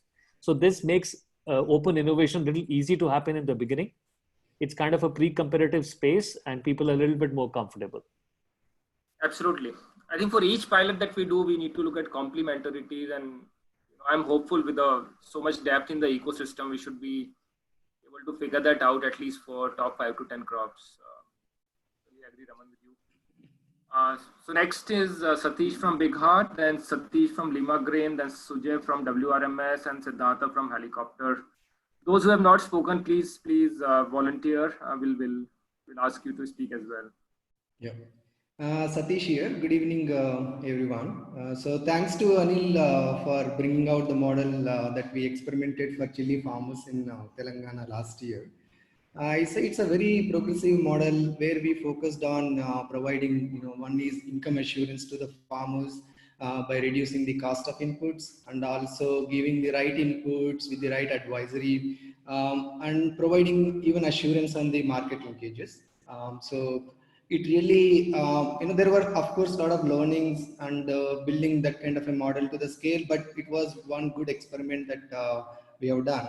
That's where we strongly believe in value chain partnerships, and we look forward to build many such closed loop models, and along the way building the scale. So what Hemendra has put up there, it's a very nice model, covering all the essential elements, advisory, diagnosis, advisory, and then providing the quality inputs. So when we talk about the advisory, so we are able to leverage the data in significant ways based on what farmers are buying, what they are searching, or what the fellow farmers are buying. It's giving really amazing insights for us, and those insights are helping us, one, to build the profile of the farmer and also the crop, and we are able to bring the personalized engagement to the farmer. And along with that, we are also building a couple of features where image processing and recognition, so that instant diagnosis, how can we provide to the farmers. And plus, we also are partnering with many firms like Cropin and others, where we are giving agri advisory and agri inputs to the farmers. So that's where we believe in the partnerships. And even on the credit, we are talking to Samunati and also a few other financial institutions. How can we offer digital means of lending as a service to the farmers? Because physical means will have a scale limitation. So, but how can we do that on a digital platform? So that is quite innovative, and we are thinking about, hopefully we will soon bring a pilot to the market. And for many corporates and also small and big players, like here Sandeepa spoke, Renuka spoke. So for all of them, right? So the new players, newcomers, excellent products, but how can they reach the market? Not like buyers, having loads of money, right? So they need to quickly launch their products. They need to be very efficient in their cash flow and all of that. So how can we support them? How can we partner them in order to give quality inputs to the farmers in a very efficient way with the direct to farmer connect, leaving entire marketing technology and also last mile distribution say to Bigard, and they're focusing on bringing the right products. That will definitely help to reduce one marketing and operational cost to these players, and also giving affordable inputs to the farmers. So that's where we want to work with not just the corporates but also small and mid-sized players. There are a lot out in the market, and then look forward to build a significant value proposition to the farmer. Thank you. Thanks, Satish. I think one question for you, Satish. I think a lot of agri-input companies find it challenging to trace their products to the farmer, right, who have used that product, because the visibility stops at the retailer level. Right.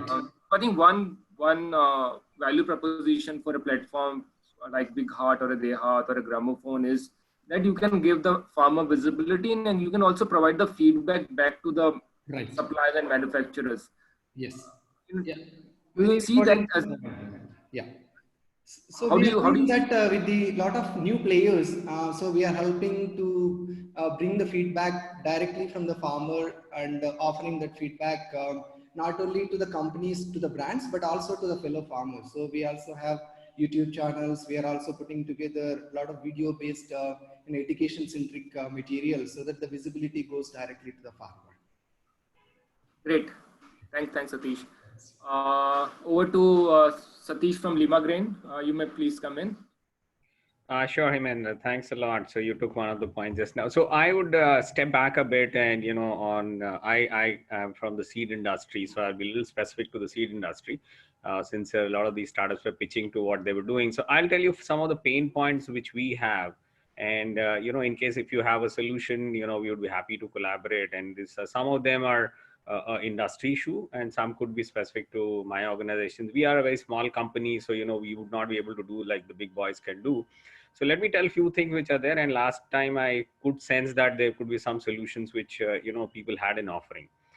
So seed, as you know, is a very seasonal business. Unlike pesticide where there are multiple sprays, and seed has a expiry date of only 9 months. So the only time we get is the next season actually. So returns are a very big part of our business. So the returns can go up to 20%, 30%, depending on how it goes. And it's a huge pain point for all of us. So logistic, last mile, and forecasting is a big issue for us. And then when it comes back, and seed, is a live material, and we have to write off quite a bit of it. So we're looking at doing this better. And this is an industry issue. And if somebody has, and especially the logistic guys who have little better things, can actually come and we can look at it if there's a better way to do this thing. So that's a big pain point for the entire seed industry, which is there. Rightly said, Emendra, just now. I think our visibility for our product side is only up to the distributor level, and this is true for a lot of agrochemical companies, also seed companies, and then we lose track of our product after the distributor. So but then we all know that the retailer is the key guy, because the interface of the farmer happens with the retailer, and the retailer is the guy who makes the decision. So we're looking for technology where it would help us to understand, how the product flow is at the retail point. That's one part of it where we're looking at some solutions. The next thing, rightly said, Hemendra, I think we would also look at, who are our customers, who are our farmers, because again, when the retailer sells it, he doesn't keep track of all that, and it's a struggle for us. Especially, okay, we may not need the entire universe of our customers, but even for especially the new products. So we would be willing to spend money of saying that, okay, I have a new product. I really want to understand how my new product is performing. So I want to track every guy who has actually purchased it. I'm willing to spend money on tracking that one. So we're looking at especially new product introduction tracking for our farmers. That's one other pain points which we have, and any technology would really be helpful. The other one is, now what has happened is, you all know that, the ag input industries, employ a lot of feet on ground, and these are temporary people who are, not trained, and, it takes quite a bit of time, but at the end, he's the interface or the face to our company, to the farmer, and maintaining quality is a big challenge for us, because, what he says, we have no control in it. But what COVID has done is really, restricted a lot of travel of all these feet on ground. So a lot of these things are now moving to digital. So we are struggling, and I know a lot of companies are experimenting, and we don't know what works actually. So we're looking at solutions which can help us to move to that level and really improve the engagement with the farmers. So that's something I would assume a lot of companies would also be looking at it. The last bit I have is, if you have solutions, and there are credit companies, but you're looking at a different thing of how I satisfy the farmers. So in our business, we have bad debts. So, where we run out of, where a guy just, goes defunct, and we don't have money to collect back. So there is no credit rating in our industry. So, so it's a very blind game, which we do in terms of, taking some of them. They're not very well documented. So there is a room for somebody to really do a credit rating for the entire channel, whereby, companies like us would then say, okay, do I want to deal with him or not deal with that? So I just thought of sharing some of the pain points of our industry. And I know there are a few other people from the seed industry also in this group. and there is Shukla, I saw that, and there's people from Seedwork. So I thought I can share some of them. I'm sure this is not a collaboration which you've been talking about coming together to do a lot of things, but I thought this could be a good platform for us to share. And if somebody has, we can happy to collaborate with you. So that's Thanks. what I had for you, Hemendra. Oh, absolutely. I think so. I'm very happy that you brought it out, and it's very specific. I have invested in seed companies, and I know the seed return is such a big challenge. You know, you have to carry inventory all the way to the next year, and the whole invoicing issue and credit note issue. I know the kind of mess that you have to deal with. And your point on last mile visibility, I think is well taken, which Satish also pointed out, and I'll request other participants also to revert. So thanks very much, Satish. Really appreciate you being very specific, and we will include it as a problem statement, and we'll see if we can find some solution. I'm sure on the credit scoring also, we have Arjun from Jai Kisan on the call. He can throw some light. There are some players who are trying to build credit scoring models for farmers. I'll probably, separately will send you some names, and you may want to have a dialogue with them who are trying to do it. Oh, sure, no problem. So, I'll be happy to have a dialogue. Thanks for connecting with all these people. Thanks, Hemendra. Thanks, Satish. So next is Sujay. Sujay from WRMS, then Siddhartha from Helicopter, Junaid from FIL, and Aman from Bharat Rohan. Sujay, you can go first. Yeah, thanks, Hemendra. Hi, this is Sujay, and I'm from WRMS. WRMS is a agricultural and dairy risk management company.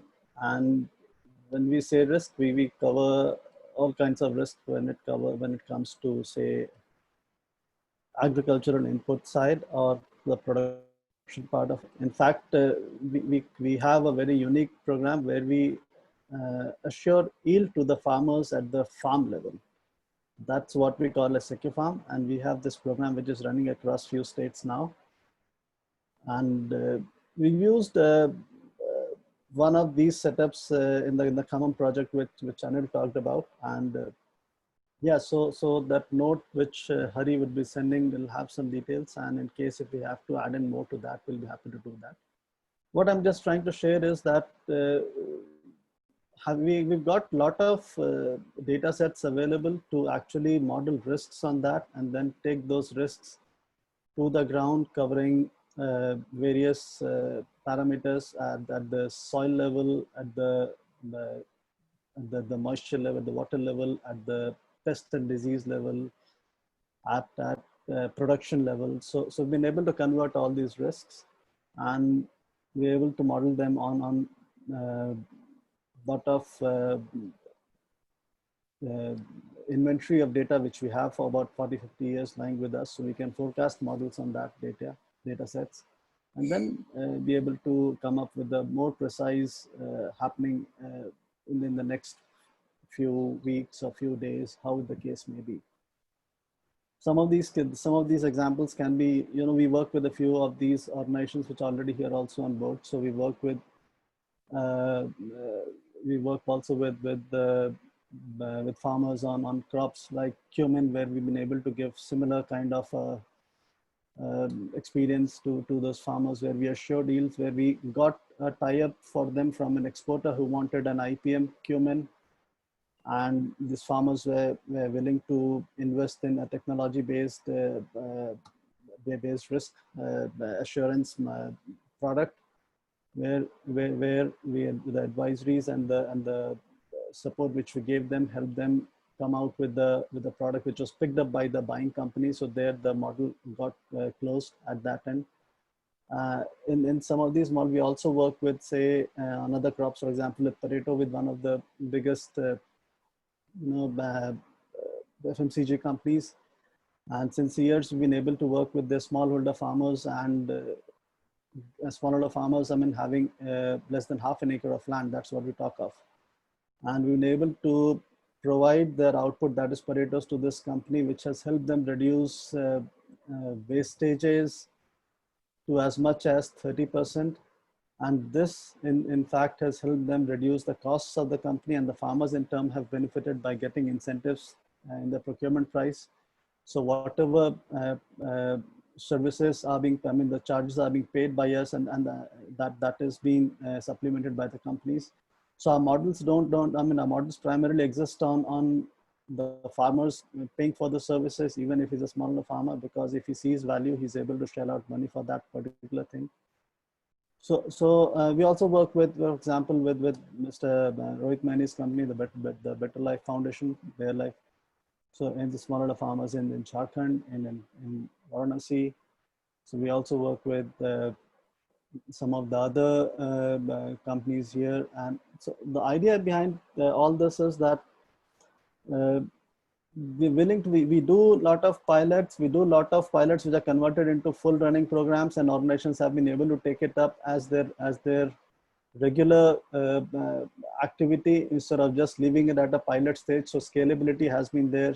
For example, we work with the cotton farmers in Gujarat. About 1 lakh of farmers are associated with. They get granular support on the not just advisories but also on managing the risks. So it's all possible. We'll be happy to handholds. ThinkAg probably, and Raman has rightly mentioned that if they can, create a space where some matchmaking can happen, it'll be good. I'm going to also use one last point which Satish mentioned before leaving about the credit scoring. So we are already working on this, and we've been able to do the scoring with the farmers now.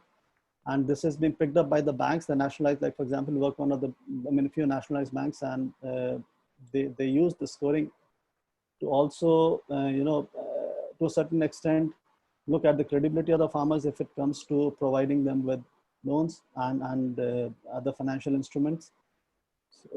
So yeah, I'll stop at this, but the idea behind it is that risks can be managed provided they have a good standing behind them, and as like as Raman also mentioned, the intent has there, and so it works out well. Right. Thanks. Thanks, Sujay. I think your income support product is quite unique in the ecosystem. So I think we have a lot to learn, and if more you can share about it with the rest of the players on the call will be very useful. How do you do it? I'm sure they can use it in some of their some of the farmers they work with, right? Yeah. Thanks, Sujay. So next is Siddharth from Helicopter. Siddharth. Hi everyone. Just a brief background about me. I started my career with Monsanto. So I have worked on the agri-input side from that point of view. And so 15 years back is when I started. I know a few people who are there on the call today. I've seen the challenges of the distribution system has a big manufacturer has in selling. So I can relate to some of the points mentioned on this call about promotion happening, people hiring, not having visibility, the returns for seeds being higher. Last 4 years, I've spent on the tech side. With ag tech companies, so I worked with cropping, and I was running a B2B e-commerce company called Destra Global for 3 years before founding Helicopter. So at Destra Global, we had an e-commerce model where we connected manufacturers. It was a marketplace where retailers were buying directly from the manufacturers. At Helicopter, we started Helicopter around 3 months back. So it's majorly an e-commerce company, again B2B, but it has a platform kind of an approach. So I can relate to the discussions happening here very much because I believe in collaboration. So whether it's Sammanati, whether it's NAFA, or whether it's a manufacturing company. So I have been talking to a lot of those companies. And the whole idea is to create a platform wherein the whole ecosystem comes together and helps the farmer. Now, while our e-commerce model works B2B, which means the buyers on our platform are retailers. But we also have a concept of entrepreneurs, which was there in Hemendra's slide. So in Hemendra's slide, there is a concept where we talk about two different sections who are buyers. One is a retailer, and one is an entrepreneur, which is from the ground. So now our entrepreneur are people who are actually working with farmers. So they might be output aggregators. They might be an FPO director who was working with, say, 2,000 farmers. Or in some cases, we have small retail shops which are right in the village. Now, the need for each of them is to be able to serve the farmers effectively. So if I talk about a small retail shop owner in a village, he is not able to get the right kind of product portfolio. He doesn't have access to the distributors that work with the companies. He doesn't have the knowledge that he can share with the, plus he doesn't have the prices, so if an e-commerce company like us can make available a varying product portfolio for these retailers, give them a good price, give them a good service, so that they could effectively help the farmer. So what we are trying to do is we're trying to build a platform wherein we aggregate the demand. Either it could be input demand. We also work with output companies. There are certain output players within the ag ecosystem who buy produce and aggregate it from one state and sell it to another state. So we, in our platform, because the entrepreneurs are aggregators and working with farmers, so it's easy for us to not just serve them on the input side, but also buy the output from them. It's easier than for a financial company to come in, or a bank or an NBFC to come in and give loans to these marginal farmers, because now the entrepreneur is representing 100 or 150 such small farmers. Now, so the whole point is, I think, when we come together, and I have been trying to do these collaborative experiments, not just the last 3 months when I started Helicopter, but also at Desta Global for the last few years. So I think this kind of an initiative is very welcome, because at times what happens is, when we do collaboration, we do a collaboration only on the fin side, or we do a collaboration only on the output side, or only on the input side. So all of the pieces coming together and helping the farmer is something which is, and I really love the discussion which is happening here, and thanks to Hemendra and team to organize this. So that's all I have to say here. Thanks, Siddhartha. And good, I think you have got your model right from the beginning. It's all about collaborations rather than building everything yourself. So I think that's a good learning when you're beginning your entrepreneurial journey. So next is Junaid from FIL. Junaid has tons of experience both on the input side and output side. Junaid, over to you. Thank you, Mr. Mathur. Good evening, everyone. I think this has been a great conversation. Just a very quick background about FIL Industries. FIL is a horticulture specialist. We are in the complete value chain of horticulture, right from agri-inputs to processing, on to harvest management, and then finally on to marketing. We are also going back into growing at the farm level in terms of use of scientific root stock, if I can call it that. So we are an end-to-end agri-solutions company. I think one of the relevant points that will need to be built in any discussion of a pilot model should be the role of regulation. Most of the industry in which we operate, at least from a principal inputs perspective, is heavily regulated. Agri-inputs, fertilizers, and there is a dual role of multiple authorities there. Any model that will succeed in the long run will need to understand a sort of confluence between this regulatory framework. This is both central, state, at least from the agri-inputs point of view. This clearly means sometimes conflicting points, and even points that are being updated now. So this includes the Central Insecticide Board, the Ministry of Agriculture, the Insecticide Act in the country, the Pesticide Management Act. So I think a specialization or understanding on how the regulatory framework will interact with any successful model in which, let's say, we want to enable the farmer in the end, will need to be understood very well. One of the critical questions which I believe comes with the regulatory framework is also standardization of quality and pricing. This is something which has an effect in this entire value system, if I can call it that, right from originators to financiers to the final product. So an assessment of startup, and an assessment that can be done by startups, companies that work at various audit points in ascertaining the correct quality will be important. correct quality eventually will lead to the correct pricing. So there is a direct role of quality and pricing.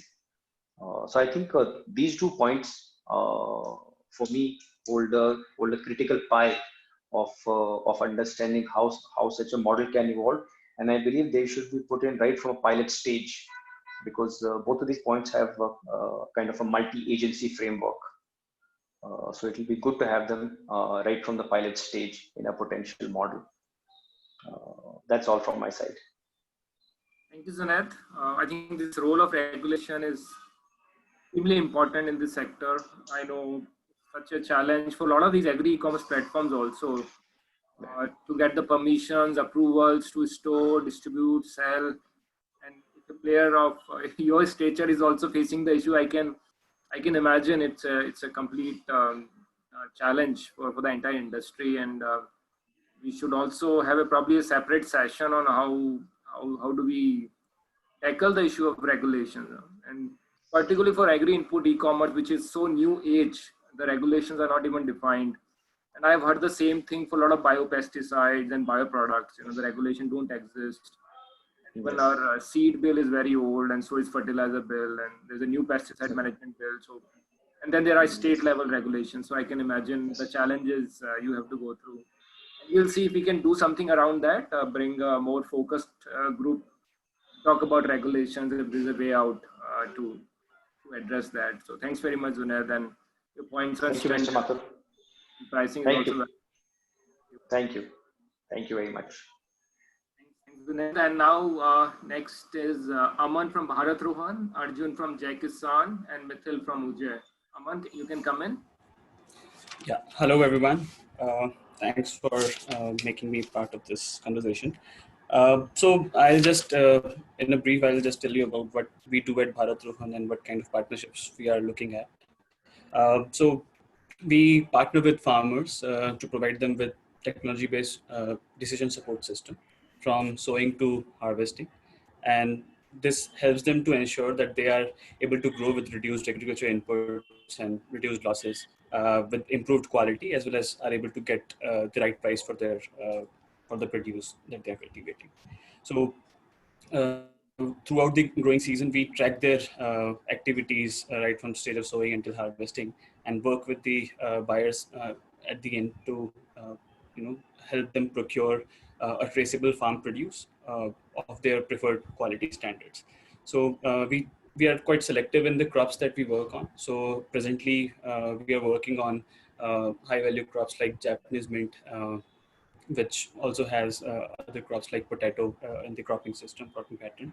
And then recently have started working on mung bean, which and the same farmers would subsequently grow cumin in Rajasthan. So we are present in around 10,000 acres of area. The main proposition that we have is that we work with farmers on a collective basis. So in a village we have around 70 to 80 farmers enrolled with us, with area forming around 150 to 200 acres of area on a contiguous land patch. Because this contiguity is in terms of selection is because we use drone based imaging, and we monitor their fields at regular intervals, and we need to have contiguity of land to improve the cost of our operations. So in that manner, we have farmers on a collective basis. So this acts as a very important part for us, where we can aggregate the demand of a particular agriculture input. So if we are suggesting a particular biocide, biochemical, or even any pesticide to the farmers, then we can aggregate the demand and communicate the same to the agri-input company, that we have this pesticide required to be sprayed in these farmers, to these farmers. So we can work with the agri-input company in that way. Also, we work with the the buyers who are looking for a traceable farm produce. So we have this setup wherein we have Bharat Rohan Kisan Sahyog Kendra, where we procure all the farm produce from the village, aggregate at a place, and then supply to and ship it to to the buyers. So supply side also is where we can work in, and we are exploring that extensively from last few months. So yeah, so anyone who is willing, any agri-input company who is willing to work with us in that manner, we'll appreciate that. That if that comes from you, we are working with some biologicals company. We have recently signed a partnership agreement with them, and we'll be launching the services from to around 10,000 acres of area. And we plan to introduce more products in terms of the agri inputs and work with more buyers for the farm linkages. So yeah, thank you. Thanks, Aman. And I think we will move a little faster because we are in the last 15 minutes. We'll extend the session by a few minutes if that's okay. So next is Arjun, then Mithil, and then I'll also request Chetan from Toolsvilla. So over to you, Arjun. Sure. First of all, thank you, Hemendra and ThinkAct for setting this wonderful platform up. I think this has been very, very helpful with respect to practical and pragmatic, implementation strategies that have been discussed here. And hopefully, we will all be able to take something away in form of partnerships to be able to execute going forward and help increase the impact at the bottom level for the end customer, namely the farmer. Good evening, everyone. I'm Arjun from Jai Kisan. I'm the CEO and founder here. We are a financial technology platform that facilitates capital from lenders to borrowers across rural India, primarily farmers. We are a NABARD funded and a VC funded company. We are the first private investment of NABARD outside their subsidiaries largely. We fund or deploy 3 products. One is equipment finance, which is basically funding the capex/asset need of the farmer to be able to grow the produce and the quantity and the quality of produce required. Number 2 is input financing, and number 3 is invoice financing. In the third one, invoice financing, we basically enable the farmer to be able to get cash on the spot at delivery of the particular produce. We work in 2 fundamental channels. One is at point of sale. So we work with the seller. It can be the OEM, it can be the retailer alike, right? And the other side is we work with the anchors, which may be the buyer of the produce. We end up lending to their farmers for, again, equipment, input, or invoice needs. Before, in the start of this conversation, I think Anil mentioned a very, very interesting thing, right? Where we have to figure out who are the key components of this particular value chain that is participating, right? And for us to be able to run pilots in this space, we need to make sure that everyone is sharing a little bit of the risk in proportion to the reward that they would be fundamentally generating, to be able to make this a concept that is scalable significantly. Right? So this is something that we've actually been able to do over the course of the past about 8 to 9 months. So in the past 8 months itself, we've disbursed over 70-75 crore rupees across 9 states. We work with corporates, mid-markets, companies like startups and private equity-backed companies, and then we also work with the FPOs of the country, right? So we work with approximately 200 FPOs, 40 plus mid-market companies, and about 10 large corporate, public listed companies, etc. as well. In about 20 to 25% of the lending that we've been able to do, we've actually been able to successfully make it a closed loop model, right? Where we are funding the input requirement of the farmer. There is a seller who's associated to this particular farmer. There's a buyer who's maintaining or controlling the entire SOP of the farmer and their growing needs as well. And then finally procuring from that farmer, where we provide a working capital or maybe an invoice financing line as well for that supplier to be able to benefit at point of sale itself when they kind of go deliver the produce, right? So we've been able to replicate this all the way in Nilgiris, right, up to Narsinghpur in Madhya Pradesh, down even to Agundlupet in Karnataka. So very, very excited about this. This is something that works. This is something that's practical. And we've seen that this is something that's scalable as well. If all, the partners in the value chain are able to put collaboration over competition. And I believe a platform like us is also able to democratize lending to the point where what we understand, over our experience is that lenders may have their niche strategies to lend towards. Some lender may like inputs, some lender may like capex, some lender may like larger farmers, some lender may like smaller farmers. And then obviously there's crop and geographies fixes as well. And that is where we come in as one-stop solution for the seller. It can be an agri-input company, an agri-equipment company, or for the buyer, agri, poultry, or dairy, to be able to bring a bunch of diversified lenders to your platform to be able to cater to a large number of your farmer borrowers as well. Right? So very, very much looking forward to working with each and every one of you.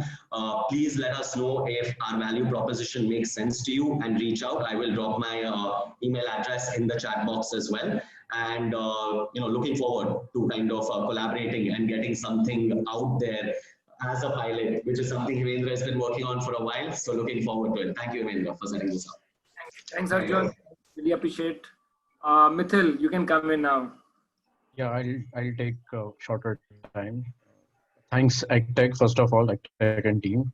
I am from Ujjain. We are across the value chain, input, output, and the focus area is mechanization, which none of us, sort of talked about the vacuum there and the opportunities there. So we are trying to target that space and keep that as our hook point with the farmers. Looking forward to partnerships, especially people who are at output side, companies who are into commodity buying and so on. We're looking to help them, sort of give them control over entire value chain, right from input, mechanization and output, and looking forward to work with Think and team. Thank you.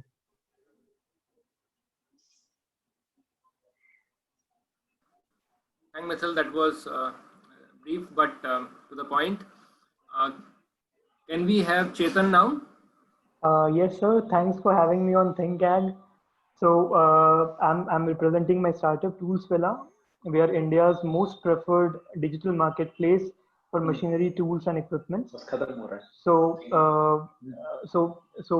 we are a specialized marketplace on this platform. So we cater both the farm and non-farm rural businesses. So we have solutions ranging from soil preparation, crop protection, till the time of food processing and food packaging and henceforth. So the point, what we are seeing largely is procurement of machineries has largely been a challenge, because this sector being capital intensive, the offline stores don't have the ready stocks of these products. They can at max have 30-40 products in ready stock, and the opinions and suggestions are biased on the buyers, which kind of dilutes the mechanization experiences for a lot of the end customers. So that has been our point, to kind of create an ecosystem around this, wherein the discovery happens in a very transparent way, the procurement happens in a very hassle-free way, right till the time application and beyond. So in the last 2 years, we have been able to mechanize 25,000 low-income population across India, 10,000 being farmers, and others being from food processing and non-farm rural businesses. So more than 500,000 people visit our website every month at this time, and we are backed by leading global accelerators like Techstars, and we have recently been recognized by the Miller Center of Social Benefits. So you can reach me out in case any collaboration opportunities are in line, and I'll be happy to talk more on that. Thanks, Chetan. That's a lot of work you're doing. Good to know about it. Thank you, sir. Yeah. So next is Arvind from SmartCam and Siddharth from Bharat Agri. Arvind, you're there? Yeah, good evening to you all. We're very happy to be a part of this forum. My question is related to the supply chain and logistics in case of the fertilizers. Because I'm a part of Deepak Fertilizers. SmartChem is a subsidiary of Deepak Fertilizers, and we have two specific businesses. One is related to the specialty fertilizer, which is in smaller packing, and which we are able to talk to the e-com companies for the distribution and the further progress on that matter is happening. However, in case of bulk fertilizers, we find that there are certain challenges. There are two basic specific challenges that are coming. One is related to the regulatory part, which probably, according to my understanding, is surmountable to quite some extent. Somebody mentioned about it just now, but my point is related to because they are subsidized and there is a subsidy mechanism that works at a particular level. But that is surmountable according to me. The second part is the bigger packings which are there for the bulk fertilizer, which is in 50 kg pack. The problem comes in terms of the delivery, last mile delivery. I was not a part of the earlier discussion, but then I see a huge challenge and at the same time opportunity that at the smaller level, there are some aggregators who are coming together for ensuring the last mile delivery of 50 kg bags to the farmers. That is something that is stopping today from the fertilizer companies to enter the normal e-commerce space or collaboration with any e-commerce companies to some extent. That was the point that I wanted to make. Thank you. Thanks, Arvind. Then I'll request Amit from Tusker Transport later on to respond to this point on logistics, transportation, and packaging. So next is Siddharth. Siddharth from Bharat Agri. Unmute yourself, Siddharth. Hi, Mr. Hemendra. Thank you for giving this opportunity. I am Siddharth from Bharat Agri. Bharat Agri is a Maharashtra-focused pure advisory company where we provide systematic advisory to the farmer based on all the data that we collect from their farm. Recently, we have developed a few technologies that is also helping us expand to multiple states of India. Currently, we were focused only on Maharashtra. We have a total farmer base of 3 lakh farmers in Maharashtra, out of which 40,000 are premium farmers. What I mean by premium is almost 40,000 farmers are paying for our advisory. They pay a fixed subscription fee and they renew season by season, which is one of the unique parts of Bharat Agri.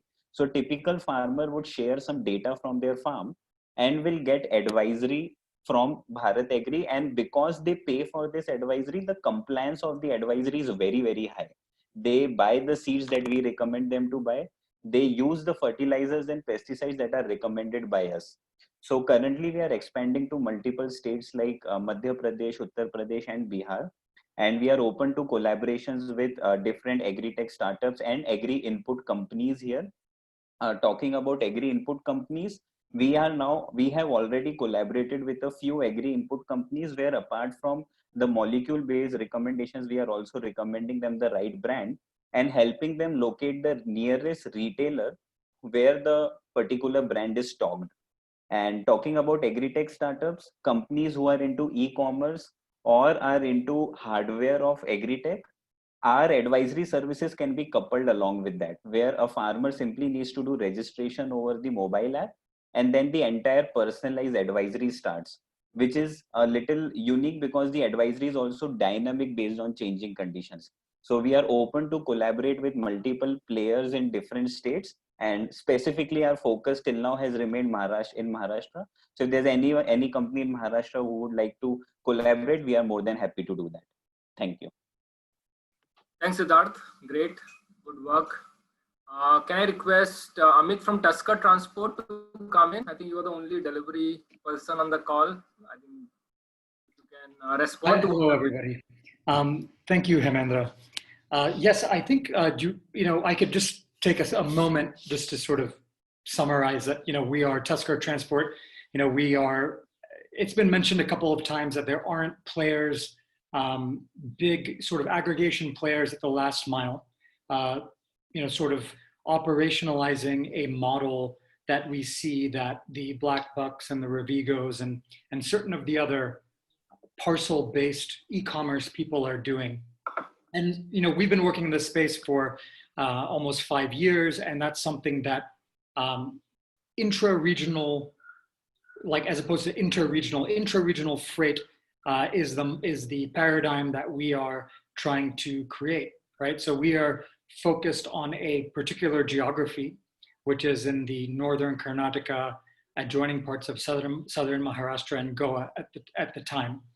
And so yeah, we're a freight service, right? A technologically enabled freight service where we use a suite of applications, mobile applications and desktop applications by transporters, our customers, and our own sort of staff use these applications to orchestrate last mile delivery, which has its own idiosyncrasies that, sort of the e-commerce, as we know it for, say, home appliances and things like that, doesn't necessarily have a lot of the same constraints. I wanted to answer the question or speak to the question that was brought up earlier in the fertilizer use case, where you have the smaller parcel sized, or I think like the smaller size consignments were in 50 kg bags, and then you had full truckloads. And we're an aggregation based business. So what we do is we can send partial truckloads or less than truckload deliveries where dispatching can happen in smaller like a micro level, and which allows stock balancing to happen by the distributor, right? That's one advantage. And it also means the periodicity of delivery at the stocking point, at the retail point, is more frequent. So there's a lot of benefits to both the retailer as well as to the distributor.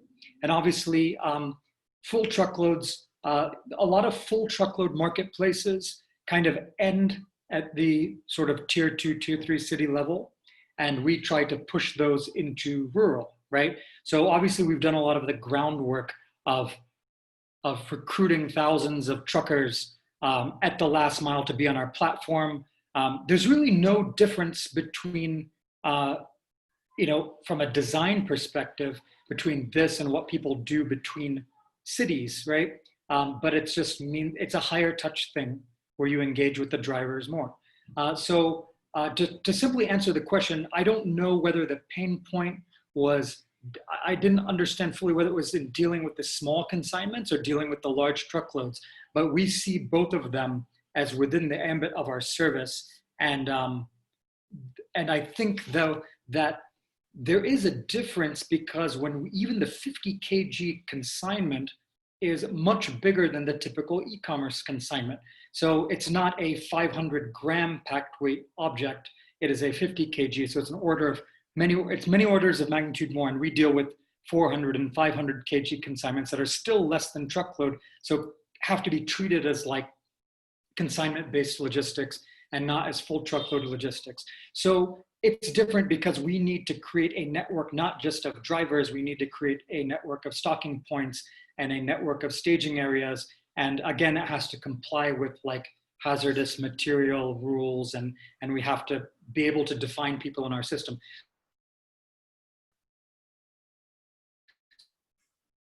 So just so you know, it's like we do in our geography, agricultural input value chain, agricultural inputs for probably about 2 to 3 months of a year are our largest turnover business, right? So I would, just touching on this, if there are any more specific questions, happy to answer them. And obviously happy to connect with everybody post this session and online later. Thanks, Amit.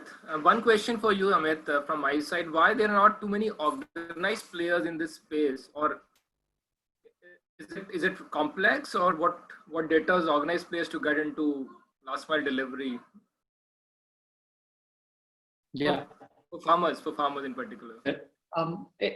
Part of it is how complex it is. I'll tell you one thing to begin with: a lot of people don't believe that there's enough critical load on those routes. So they ran with that assumption, and they don't want to discover that demand. No, it's not really there. Rural people aren't really consumers. They have no buying power. And we think that they're wrong. And I think we've demonstrated that they're wrong. That like literally any, what we like a taluk, like kind of a level town, right? Tehsil taluk level town has tremendous demand, particularly when you consolidate demand across industries. And then there is the problem with the stocking points, which is, again, a little bit different than stocking appliances. And then I think the other thing is that because the customer is not a digital native in the same way that the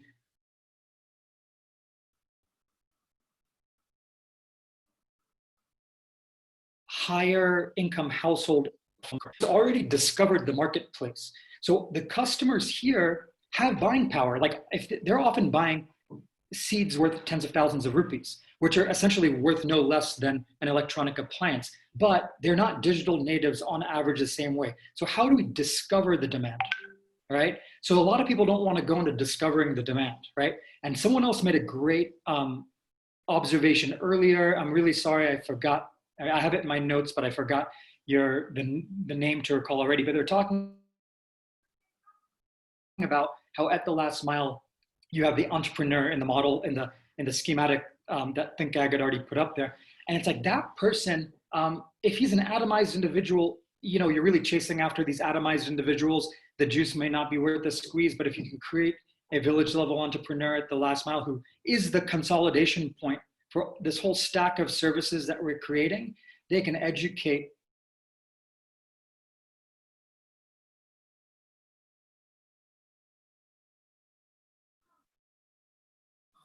Amit, you are breaking a little bit. They can, in all, my apologies. Yeah, so to can consolidate a lot of these offerings and educate, because we're really talking about an early stage adopters.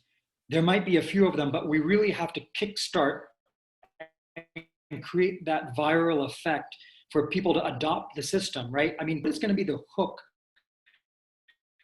that is going to make adoption viral for this amazing, like no one doubts, no one can be on this call and not believe in everybody here that they've got a really thoughtful solution, but there still has to be the hook to the customer that say like, it can't be like us pulling one customer, like pulling teeth, get on the platform, get on the platform. There has to really be someone educating, at least for the first couple of years. And then later on, it might have a momentum on its own. So yeah, you had some questions. Why is it different? Why has it been harder for transport, you know, fulfillment to be a technology that enabled the lab G4? Speaking to another person's comment, and that is another thing, there was not a lot of belief that there's critical load on these routes, and then people aren't consolidating across industries. So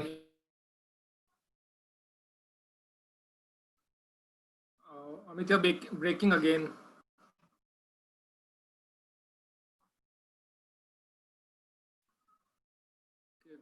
Probably we'll come back to Amit. So now I'll request Amrita and Aman from the AL group. I think they're on the call. And we'll extend the session by another 15 to 20 minutes if that's okay. I think that these are a few of the reasons I think that the tech solution to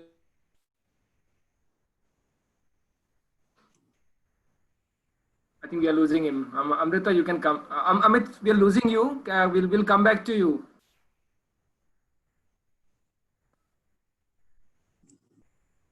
All right. Yeah, Amrita, you can come in. All right. Okay. Hi, everyone. It's great to be here. And thank you, ThinkAg, for... I see a lot of familiar faces. We've, I think, sir, you've already connected us to a bunch of startups here, and we're already conversing with them regarding different ways we can partner with them. I'll give a brief about where the AL group is today. We started in '79 with just one fertilizer, but today we're a complete agri-inputs company. We're doing seeds, vegetables, food grains. We're doing fertilizers, bio-agri-inputs, plant growth regulators, promoters. We have an extensive also, which is cattle, poultry, and aqua. And we're mostly in almost different states in the country through our different product portfolios. However, there are a number of startups here that are offering channel expansion opportunities, and that is where our interest lies.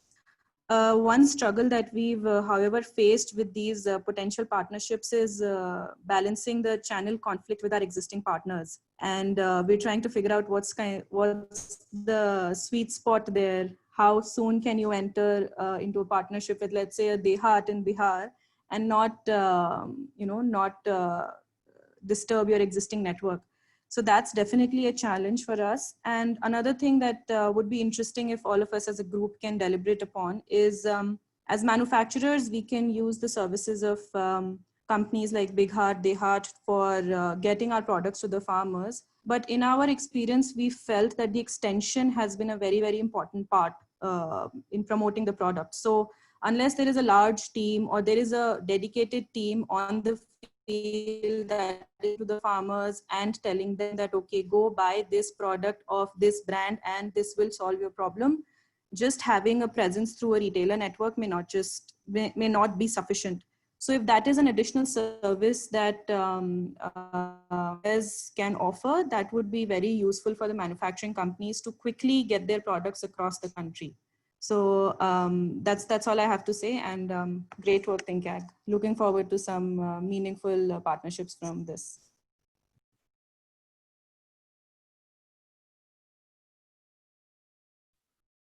Thanks, Amrita. I think this issue of channel conflict is critical, and there are no right or wrong answers. So hopefully we'll find a solution. Next is Rahul from Plantex. Rahul, can you come in, please? Thanks, Hemendra. I understand we are running out of time, so I won't take too long. So Plantex is mostly known for image recognition advisory services for farmers, and thanks for a kind couple of mentions earlier in the call. Fewer people know probably about our B2B distribution capabilities. Having said that, we are big believers in collaboration, and a testament to that is, I mean, a number of people in this forum here would agree that I've approached them for the same. So going forward, we would be very, very happy to speak on opportunities related to our image recognition based advisory capabilities and our distribution capabilities in terms of inputs, credit to agri-input retailers, etc. Thanks, Rahul. Thanks very much. I know we are out of time. I hope everyone's spoken. If someone wants to come in for 30 seconds, let us know. If not, then we'll probably close. Rohit, you want to say something? No, I mean, it was a great interaction, and I mean, I already see many value chains emerging out of this group. Yeah, so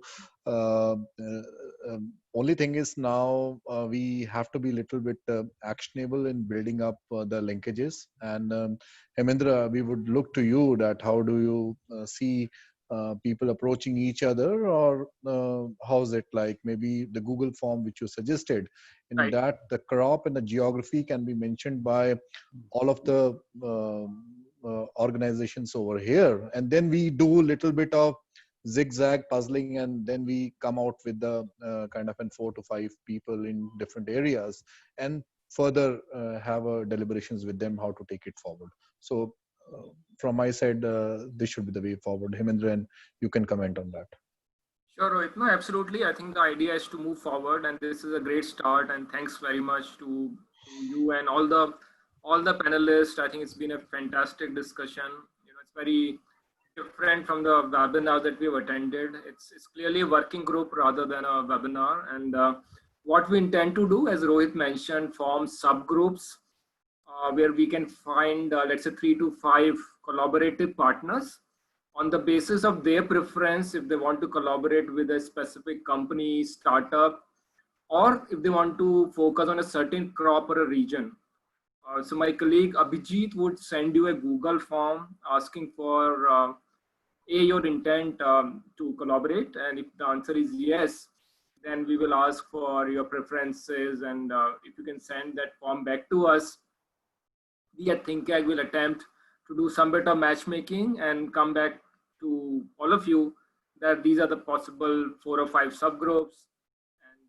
And of course, we'll request for some bit of ownership also from the subgroups to take this forward, because practically for us to monitor each subgroup will be a challenge. Of course, we are more than happy to facilitate and work with you guys to make sure that we have good pilots on the ground. So with that, I think I once again would like to thank all of you. It's been a great discussion. We wanted to keep it closed loop so that everyone can speak freely, and I think a lot of very good points have come in. I'm sure each one of you have identified whom you can work with.